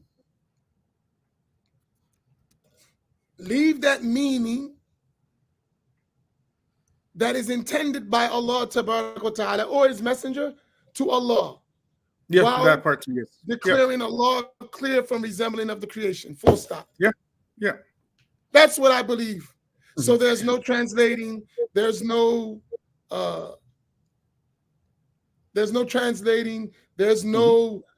giving a meaning, assigning a meaning, and there's clear transcendence. That's what I understand. Yeah. So our disagreement here, right, which is so very so could you please, before you disagree, could you report what I said? Yeah, so we leave the ma'ana to Allah. We leave the meaning to Allah. Repeat the whole thing. Right. So brother Imam. Yeah, right. No, it's important. I mean, right. So when it comes to the mutashabih ayat or hadith, right? Right, go ahead. Right. We stop where the ayats and hadith stopped, and we leave the meaning to Allah. Keep going. And we don't add our own meanings, our own interpretations, our own translations. Nope. Okay. I'm not being sarcastic because you've yet to repeat what I've said yet. Why don't you write it down? You got a pen? No, please. No, I'll watch. It's very, very late, man. I'm not gonna write it down. Take 5 seconds to write it down. Be my brother. If you really love me, write it down. I love you very much. That's why I'm still here at late night. Please don't make me right now. Please don't make me right now. All right. Go ahead. So I'm gonna repeat it one more time. Yeah, you recite the verse or the hadith as Allah revealed it and as the Prophet ﷺ conveyed it in the Arabic language. The intended meaning from those attributes you leave to Allah subhanahu wa ta'ala while declaring him clear of any resemblance to created things. 3 steps. Recitation of the verse or the hadith. Leaving the meaning to a true intended meaning to Allah, declaring Allah clear of resemblance to creation. 3 things. That's easy. That's what I understand. That's it. All right. Can you repeat that real quick? Oh, brother Imam, please. You're tired? Okay. Listen, because if you don't understand that, you're debating something that's not a debate. No, I like I said, it didn't come to debate, right? So that's not a debate. All right, go ahead. Go ahead. Let's listen to Sheikh Abdul Karim. Can you apologize to him, please? Because you put him on the thing without his permission, and that hurt. Assalamu alaikum. I can't apologize for putting such a good-looking man on my. God bless you, brother. What's your name, brother? Bilal. Bilal. Yeah. Muhammad Kareem. Some people call me AK. Yeah, mashallah. Alhamdulillah. No, I was following the discussion. Alhamdulillah. And then there was one point that was mentioned. There's 2 points that I wanted to bring here. There was one point, at one point you had mentioned that you didn't feel that Imam Amin as an Ash'ari believed what he was saying. No, not in that context. Not in that context. Right, in the context but it's not specific to brother Imam Amin. It's something the Ash'aris, right? Yeah, the Ash'ari in general, yes. So do you understand by that Ash'aris do not believe tafweed? Leaving no, actually the Ash'ari of ayat al-sifat wa ahadith al-sifat to Allah. Yeah, they believe, they say they believe in tafweed. So I have no reason to deny that. It's just that our approaches are different. Okay, the Salafi approach and the Ash'ari approach are completely different. So a Salafi will look at the ayat at its apparent meaning, and they will take it as its apparent meaning, right? Or what it means apparently, right? And we won't add attributes of the creation to this meaning. You get me? Whereas the Ash'ari, they will look at the same ayah. Both of them looking at the same ayah, and they will say, no, we cannot take it at its apparent meaning, what it means apparent. It's impossible, right? So now we have to say that this ayat now is mutashabih. So this is where we differ. You understand? So now the Ash'ari, now we're both looking at the same ayah, like when Brother Imam Faheem was here, right? And we're talking about yed, for example. I didn't bring up yet. Brother Imam Amin brought up yed. Or for example, al-arsh istawa. Yeah, or al-arsh istawa, right? So, and that's why I asked, does the word istawa have ma'na in the Lugat Arabiya? And Brother Imam, he affirmed that. So we got into this long thing about this, but you saw it anyways, right? Yeah. So the point was that it's our approaches are different. So the Ash'ari will look at that ayah and say, well, we cannot attribute the apparent meaning of istiwa to Allah, because in the mind of the Ash'ari or the Maturidiyya, they're going to say, well, if Allah is istiwa, that means movement, right? It means that he's rising above, as Brother Imam, he articulated, right? And we, the Salafis, we say, well, the meaning is clear, but what we say is that we don't understand, or we don't know how the kayfiyah, we don't know how he istawa, right? That's our difference, right? But you are saying that you affirm istiwa for Allah, and we are saying that we affirm istiwa for Allah. But what you are saying is that the ma'na is not known here in the dunya, right? We can't understand the ma'na of istiwa in this context in the dunya. And what we are saying, istiwa is known, but how we can't fathom how, because this is for Allah only, the meaning. Just like when we're talking about Sami' al-Basir, right? Okay. All right. So can I ask a question? Yeah, go ahead. So if it's not mutashabih, then why say that we don't understand the kayf? What do you mean? The reason we say that we can't assign a modality to it is because it's mutashabih. No. Like the reason Imam Malik said al-kayf. Yes. He wouldn't define. He said al-istiwa ma'ruf. He said istiwa, ma'lum. It is known. The istiwa is known. But the kayf is unknown. The kayfiyah is ghayr ma'lum, right? He said. Why do you have to say that? Right. Because the person who asked him, we don't say that in Qudra, for example. The person who asked him, the person who asked him the question, he's bringing the ayah, Ar-Rahman al-Arsh istiwa, and then he said, Kayf istiwa, but it wasn't a question. The way that the person was asking, he wasn't actually asking a question, right? Okay. What he was trying to do was he's trying to prove a point to bring in a different meaning to istiwa, to Ar-Rahman al-Arsh, and that's why Imam Malik replied the way they did in such a harsh manner.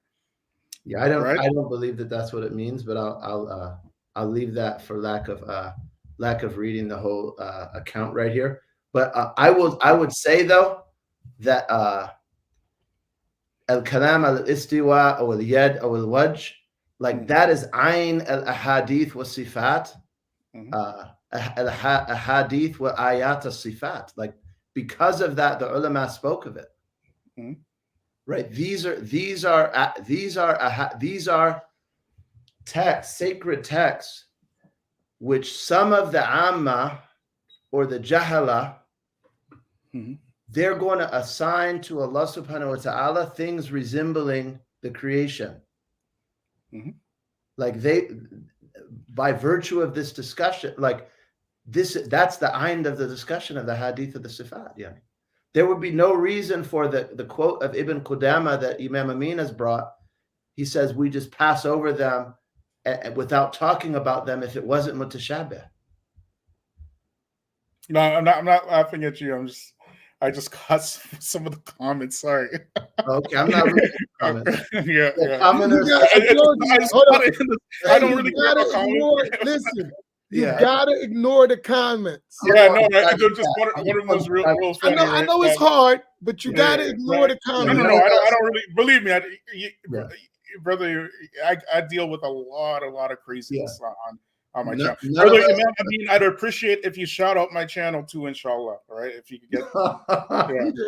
If you take me off that thumbnail from that clip, take me off the thumbnail. Put him in me. He got me into You're the best looking guy out of all three of them. You expect me to put brother Amin's face on instead of yours? Come on, man. Come on, no way, man. No way. You are a supermodel. It's got to be your face, bro. No, but mashallah. But seriously, can I just read something from an Ash'ari Muhaddith? Go ahead. This is from Imam an-Nawawi's Sharh of Sahih Muslim. Right? He said, know that the people of knowledge fi ahadith as-sifat wa ayat as-sifat qawlain. Right? They know that the people of knowledge in these verses and ahadith of attributes have two positions, right? And with the Ash'ari, and I would venture to say, and I'd be interested if that's the vocabulary of the Hanabila, these are from that discussion. Like as soon as we talk about al-istiwa, al-yad, al-wajh, we're talking about ahad. If we talk about an-nuzul, all of those are ahadith, what ayat sifat. That'd be one thing I would put us, there for discussion. Do they use that vocabulary in the Hanbali books? He said one of them. This is Imam an-Nawawi talking, an Ash'ari, right? A Shafi'i, Muhaddith. He's saying one of them is the positions of most of the Salaf, mu'adham al-Salaf, or all of them. أنه لا يتكلم في معناها. They don't speak about the meanings of these. بل يقولون يجب علينا أن نؤمن بها. They say we must believe in it. ونعتقد لها معنى يليق بجلال الله تعالى وعظمته. And we believe that they have a meaning becoming of Allah's magnificence and greatness. مع اعتقادنا الجازم أن الله تعالى ليس كمثله شيء. With our absolute conviction that Allah Ta'ala does not resemble anything, right, in His creation. وأنه منزه. And that He is transcendent beyond, more glorious than عن التجسيم والانتقال والتحيز. He's glorified beyond being like a physical body or things resembling bodies, movement, or occupying a specific direction. وعن سائر صفات المخلوق. وهذا قول هو مذهب جماعة من المتكلمين واختاره جماعة من المحققين وهو أسلم. And he said in this position, it's a position of a group of the scholars of theology, and it was chosen by some of those of very exacting positions, and it's the safer position. He's saying tafweed is a safer position, right? And he's Ash'ari, and Abu Hasan al-Ash'ari was mufawwid. Abu Hasan al-Ash'ari is mufawwid. Right, his position was tafweed.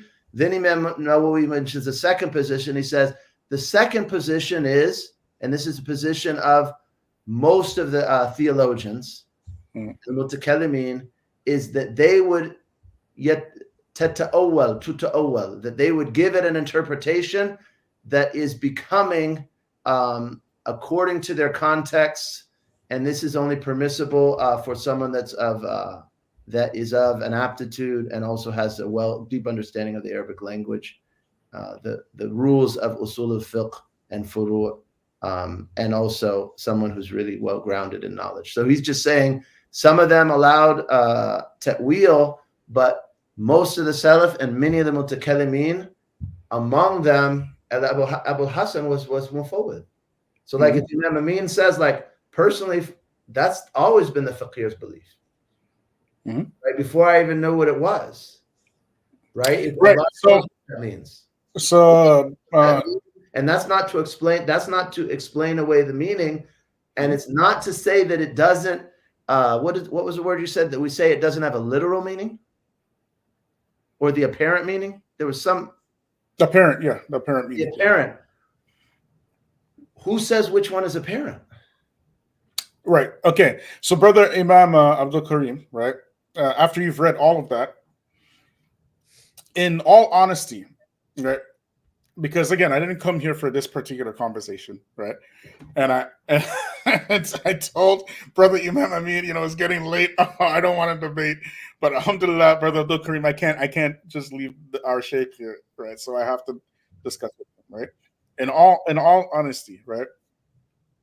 Who actually practices this between the Salafis and the Ash'ari, right? Are the Salafis running around talking about Allah's attributes and ma'na like this, or is it the Ash'ari? And before you answer, I would refer you to Masjid Muhammad of Atlantic City, is it? Right? Okay. Inc. And look at the playlist of their lives. Okay? And you will see video after video after video after video, right? Talking about Wahhabis, Salafis, history of Wahhabis, Wahhabi creed, the trinity of all. Before you answer, okay? Because I don't want anybody saying, "Oh, this brother, you don't got no dalil," like they're saying in the comments. I ain't got no dalil. Me, okay. I don't have any dalil. Okay, so go ahead, the Fadl Sheikh Abdul Karim. I'll tell you. I'll answer that anecdotally. Okay, go ahead. So when I was a young new Muslim, right? I wish I was still young. New Muslim, maybe within my first 5-6 years of Islam. I had a family friend of my in-laws who was on the East Coast. And we had a phone conversation because I was thinking about studying. And he introduced himself. He said, "I'm a Salafi. We believe Allah is on the throne and we don't believe in dhikr beads." Okay. That was the first time I ever heard about that, this whole conversation. I was a brand new Muslim. I hadn't studied many of my Fard Ain. And he was introducing his belief in creed as Allah is on his throne and dhikr beads. One time I was in Sana'a, right? And I'm from the West Coast, the Bay Area specifically. So like the U.S. Salafi movement never really took a footing there very strongly. I went from there straight to Damascus, Syria, straight to Tanim Hadramaut and studied. I was in Sana'a buying some honey at his honey shop. And somebody learned that I studied in Hadramaut, right? You got the good sidr. And yeah. Sidr Jabal. I was just going to give probably on my way out of town. Yeah. But anyway, so the brother learned where I studied it. He said, "Let me ask you a question. Where is Allah?" Right? And alhamdulillah, I had read in a Risala al-Qushayriya that we're told to answer when someone asks you that question, "Inna rabbaka la bil mirsad." Okay. Right? Your Lord is bil mirsad. That's where Allah is. Right? But and I peeped where he was coming from, and he said, "No, Allah is fis sama." He wanted to have this argument with me when he learned I was a convert that happened to study in a certain place. And then among like khatibs and student body and what have you, I will hear these misunderstandings that the Salafi movement in North America has been disseminating for decades. So those shubha those fallacies and fallacies in creed absolutely will clarify them. Mm-hmm. Like I've had students say, isn't Allah in the seventh sky or above the seventh sky, or Allah comes down from the seventh sky for the last third, hashahu. I'm just repeating what I've heard, shubha, that we hear, and definitely it's not just Imam Amin speaking about it. And after you have decades of a Salafi movement disseminating their materials with the help of the U.S. government, if you have imams that are trained trying to straighten it out for our people, more power to them, I'd say. That's not dogmatic. That's obligatory. And I'll go further than that. And I'm not trying to sound sectarian. Were the caliph present, he would be obliged to prevent those that were disseminating those teachings and punish them and imprison them for that. That is sectarian. The caliph should lock him in jail for that. That is very sectarian. They said exactly the same thing. They said exactly the same thing about Ahmed bin Hanbal, rahimahullah. And as a matter of fact, they actually did it, the Mu'tazila. All right. So yeah, it was pretty sectarian. But the question was read the legal books of the Sunni Madhahib, what they say about these questions. Right. The question what I said. The original question was, after you've read Imam Nawawi's take, right, about stopping where the meaning, or leaving the meaning to Allah and things of this nature, and tafweed and all this kind of stuff, right? And then I asked you, right, between the Salafis and the Asharis, all right? And let's be honest, who is actually practicing this more? And I said, before you answer, I would prefer you. I answered the other question. Yeah, yes. I answered the before. Right. And mind you, brother Sheikh Abdul Karim, right? The good-looking brother, mashallah. Mashallah, mashallah, mashallah. Right. Right. Pause. Pause. That goes to 2 pause. Not joking. Right. The brother Sheikh Abdul Karim, right? One of the criticisms that I had for the Black Imams Roundtable in the lives that I did, right, was that they can't talk about their creed without saying what? That we're Wahhabi. That's one of them. Yes, that's one of them. That's what I said. And they always talk about what Allah is not. He's not. That's how they describe their creed all of the time. And then brother Imam Amin was nice enough to invite you, brother Imam Abdul Karim, to respond to this, to describe the Ashari Creed, right? To talk about who Allah is. And you guys did good. You were doing a great job, mashallah, for about halfway through, right? And then what happened was Wahhabi, in the same video, Wahhabi, right? And I took the clip where you guys said you weren't going to talk about Wahhabi, and I took that clip from that video. And that's why your face is staying on, okay? That's why Can I ask you a question? Go ahead, brother Imam. I mean, right. Go ahead. Did you agree what he said about Imam Nawawi? Yeah. You agree with that? Are you Yeah. sure? Yeah. You positive? Yes. So that means, did I say anything different from what he just said? No, not really. But when it comes down to the semantics, right? Again, I discussed this already, right? Is that when the Salafis approach it, they approach it as these words actually have meaning, right? And when the Ashari approached it, they were reading the same ayat, and they're saying we cannot attribute this meaning in the way that it says. We have to leave the meaning to it, right? That's the difference, right? But anyways, brother Imams, I have to go. I can't stay. Okay, all right. Let me explain something to you. But he mentioned 3 things that I want you to pay attention to, that Imam Nawawi said about that. He said, after reciting all of that, talking about these approaches, He said that Allah is munazzahun, he's transcendent from al-intiqal. Intiqal means to go from one place to another. Okay. So when you say rose above, that is intiqal. Okay, Min makan ila makan. And at that note, That's I what will the note leave. we said. At that You know note, what the I word will leave. intiqal means, I right? will leave it at that, inshallah. Really, I have to go, right? But inshallah, brother Imam Amin and brother I will Imam let you go, but Faheem listen. and brother Abdul Kareem, you're To welcome be to. fair to you. Now I'm a fair guy. Yeah.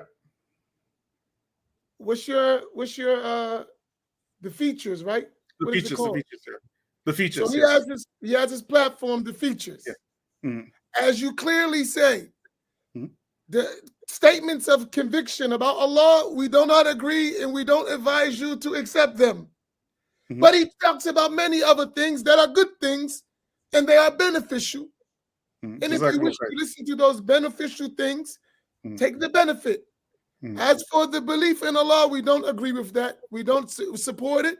We don't think that anyone should understand it. And we will continuously work with our brother to work on that. But that doesn't mean in everything he's wrong. In this issue, we disagree. And we need clarification. And it's going to take patience. But in other matters, we agree 100%. And in those other matters, it's good to listen. It's a benefit. So I got to be fair. Because I would want you to say that to me. Because I know the crowd. I know people. They would say he's supporting him in what is wrong. No, I'm not. What I believe is wrong, I'm going to say it's wrong. And we disagree. But at the same time, there is many good things he does and he talks about. And I believe he has a pure heart. And inshallah, those other matters fixed in time. That's fair, right?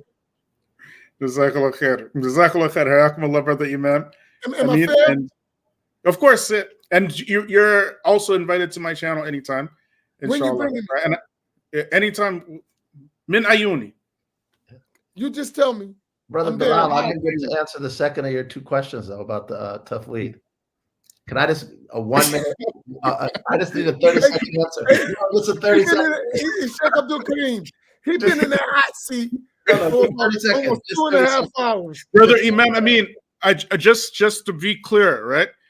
Did you consider, and brother Imam Abdul Kareem, did you consider me rude or talking out of my, no, or absolutely no. You have a beautiful smiling face. I like you, man. Polite to each other. And I would encourage all our brothers and sisters in the chat to respond to you in a way that's that way as well. Respectful and muta'addib. But anyway, just to answer that question really actually, I'll just say this totally just as an i'tiraf, not as boasting. Most of my teachers are Sufiya, right? Most of who I've studied with, and I was taught the madhab of the Sufis in creed is tafweed. I was taught that from around 1997. And that's been my conviction ever since then. That's been mostly what I've heard from all of my shuyukh ever since then. So to your question, who makes tafweed like Imam Nawawi? Our shuyukh make tafweed, especially the Sufiya among them. Like especially the Sufiya among the Ash'aira, they're mufawwidun, right? It's more so adab and taslim to Allah, just to say Allah knows what it means. Hey, can you do me a favor? Features, please, real quick. This last favor I ask you before you leave. There is this guy on, you know this stuff better than me. That's why I'm asking you. There's someone in the chat that's saying they're Abu Usama al-Dhahabi. Can you check and see if that's the real person for me? Somehow, you know your stuff. Okay. Don't they got a platform or a profile? Yeah. Can you check? I can contact him. I don't know if it's the our Sheikh Abu Usama al-Dhahabi. Or just someone pretending to be him? It could be. But I can ask him. It's me. He said it's me. And he knows me. That's our Sheikh, yeah. Abu Usama, please come on for a second. I'll treat you Oh, brother Imam, I mean, but see, this is what I'm saying. Like, Wait a minute, that's him. Yeah, that's him. That's him. Usama, Barakallahu bikum. Bro, Please, come on. Here's the link. Yeah. Come on, Abu Usama. Hold up. Brother Imam, I mean, if you would, no, look here. Just let me just say this one thing. Right? Abu Usama, you're gonna Sheikh Abu Usama, yeah. Let's give the Sheikh his due. Let's give the Sheikh. Wait a minute. It's right? give the Sheikh his due. Let's give the Sheikh his due. Let's do this a proper way. If you really want to debate, come on. If you really want to debate, and if the Sheikh agrees, right? Let's not debate. Me and him know each other. We're not debating. We talking. Okay, all right. He's from Jersey. Okay. We talk. Okay, khair inshallah. Khair inshallah. Right? Okay, we got it. Okay. Abu Salma, stop putting all that stuff. Come on in. MashaAllah, the Sheikh. That's our He's Sheikh. right there. He knows it's definitely him. Only he would know these things. Yeah. Khair inshallah. I don't want to read the messages. Someone like him is way more qualified for. Okay, since he's so qualified, tell him to come again, let's do it properly. Let's have. Oh, come on, we black. This is proper. We talk. Let's go. Yeah. See, he's saying it right there. He's saying we need to be cooperating. All right, I know. Come on and cooperate, Abu Sama. Stop talking all that. You know, we know each other. Let's go. Get in here. And also, brother Imam Amin, right? Because before I go, Abu Osama, Sheikh Abu Osama, he's your Sheikh. Sheikh Abu Osama, may Allah bless him. May Allah reward him. We both from Jersey. He know how this go. No, I have to say this. Sheikh Abu Osama is the reason, may Allah reward him, that I stopped listening to music. And he's the reason why you stopped listening to Sheikh Rabia too. Don't tell. Since you're gonna be honest here, let's be completely honest. Sheikh Abu Osama, he has this legendary cassette from back in the day. If you guys know what cassettes are, right? And I was like deeply into music, and it's called Tafsir Surat al-Kaf, number 14. I'll never forget that cassette, right? That was the one thing that got me to stop listening to music. May Allah reward him tremendously. I mean, right? But he's a girl, brother. That's why I'm asking him to come. Because no problem.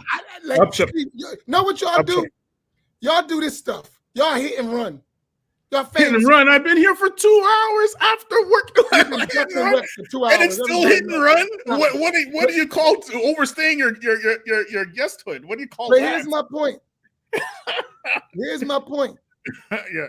Y'all be publicly slamming the Ash'aris, talking all that stuff. Fine. Now you have Ash'aris, and we can have real talks. You're publicly saying this stuff. Publicly stand up and defend it, brother Imam Amin. That's not what I do on my platform. No, listen, I don't do that Wahhabi stuff.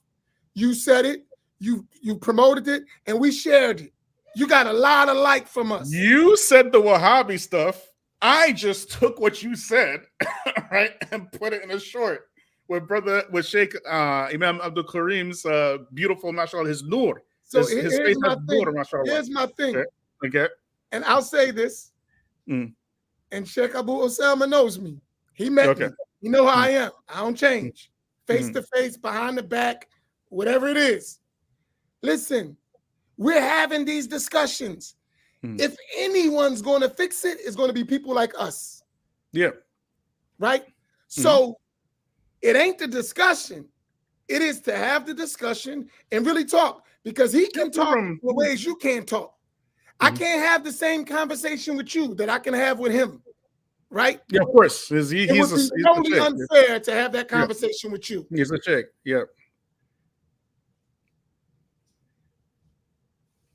But what I'm saying is this. But this is what I'm saying. Yeah, give him my number, because he's not stepping into the lion's den. And I love him. But and what I mean by that, it's a friendly lion's den. Right? It's a friendly lion's den, but it is a lion's den. I got it. Yeah. So what I'm saying, to get it done, Abu Osama Adhabi, my brother, we Jersey. Brother, how this go? Brother Imam, I mean, I think the best. Hold up. Go ahead. I want him to come on, but he's not coming. Right? I want him to come, but he ain't coming. All right. But not to come to debate him, to have a real discussion. Because guess what? All these concepts we can discuss, and they're very clear. And Black people need to have these discussions. They've been ripping our communities up with all that nonsense for about 30 years or more. And we've been in it. And now all of a sudden, oh, don't have the conversation. You've been ripping our communities apart with the conversation. What you mean don't have the conversation? Brother Imam, Amin? Yes. I'm going to send you Sheikh Abu Usama's number. Inshallah, I think it's a great idea if you guys... I want to have him live too, but I want it out. It ain't an argument. It ain't a debate. It's a discussion. And no, he know. I just was looking for his number because we got much work to do. We should really have that talk. But I don't want it to be ever said that we had the opportunity to talk publicly. We will have that talk. Yeah, of course. With any one of the shuyukh, any one of them, especially from our people, any day, any time, any place, we are always prepared. Let's get it done, brother Imam. I mean, but let's do it properly.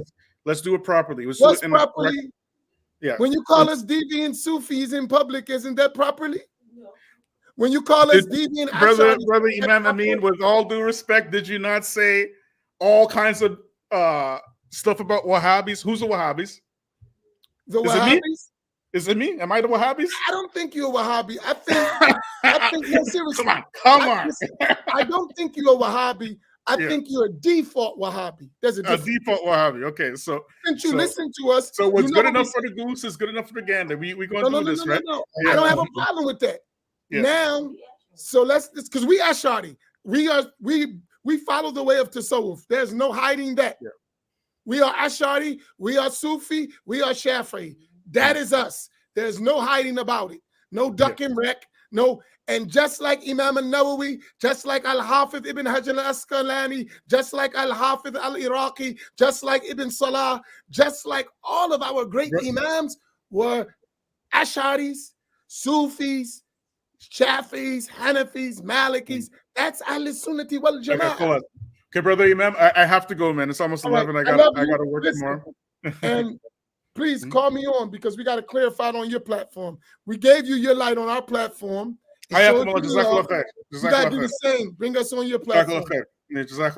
And send me right away. Send me Sheikh Abu Usama's information, and we'll have that talk. And Abu Usama, you know I love you, but we gotta have that talk. Brother Abdul Kareem, brother Imam Abdul Kareem, thank you so much. Nice meeting you. Nice meeting you. Thank you so much for making the short go viral, bro. Sheikh. and send some of that money to us that you made off of us. Oh, come on, my wife's gonna beat me up. My wife's gonna beat me up. Beat you up. But you made some bread, and since you made some bread off of us, please send some. That's only fair. If I made bread off of you, I would send you some. Okay, come on. Okay, salam alaikum. All the haters, salam alaikum to you too. No problem. And salam alaikum to you. Give Imam Faheem and Imam Naeem my salams as well. Oh, and if you contact Imam Dawood Walid, please give him my best salams. I love that sheikh. I listen to him all the time and just give him my best salams. Okay? Come visit him. We kick it in Detroit all the time. Come see us, inshallah. Ayakumullah. Okay. We'll do dhikr, inshallah. Hey, hold on, Sheikh Abdul Kareem. Before you leave, I'm already in trouble. Okay. So, Sheikh Abu Usama, we got to have a real discussion publicly for our people, especially the people who deal with what we deal with.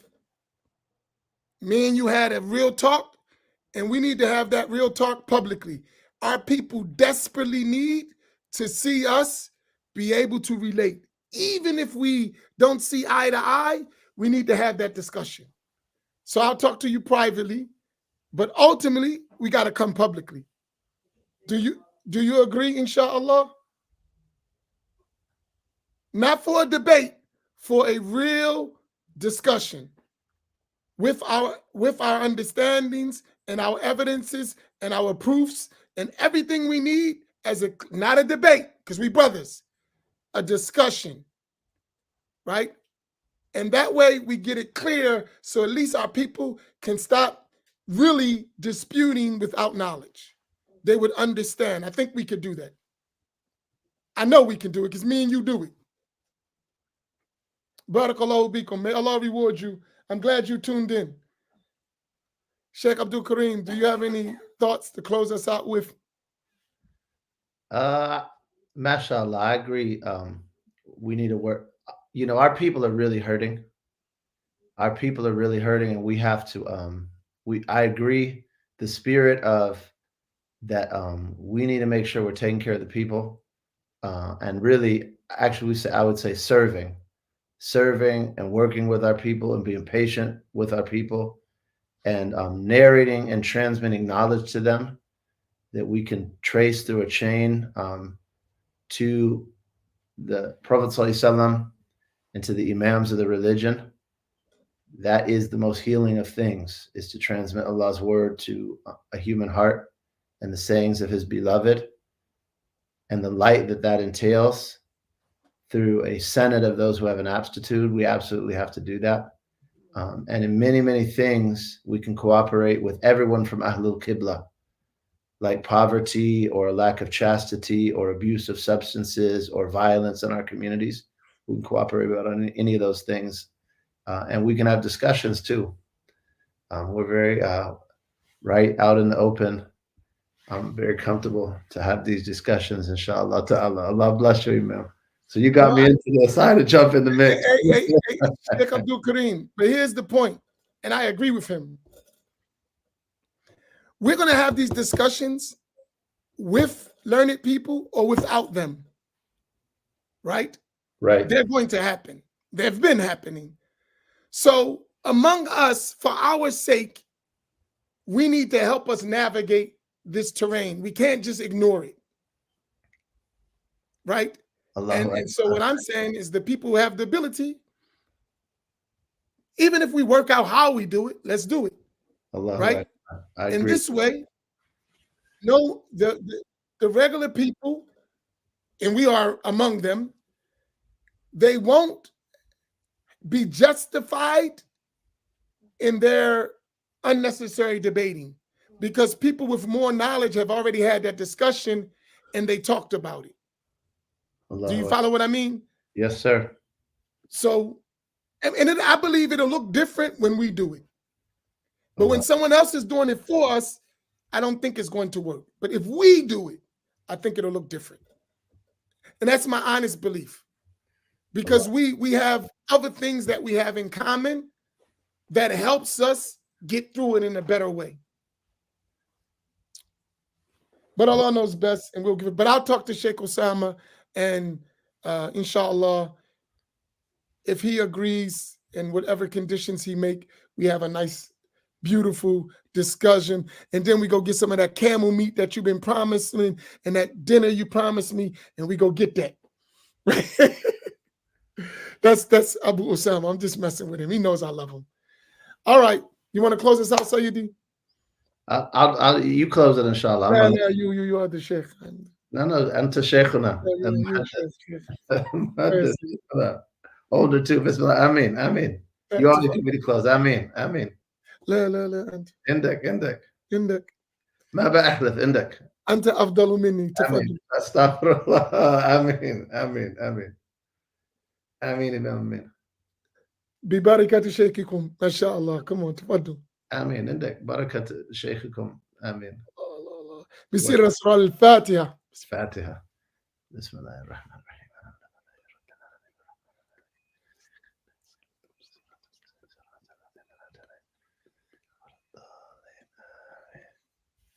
Allah bless you all. Good to see you.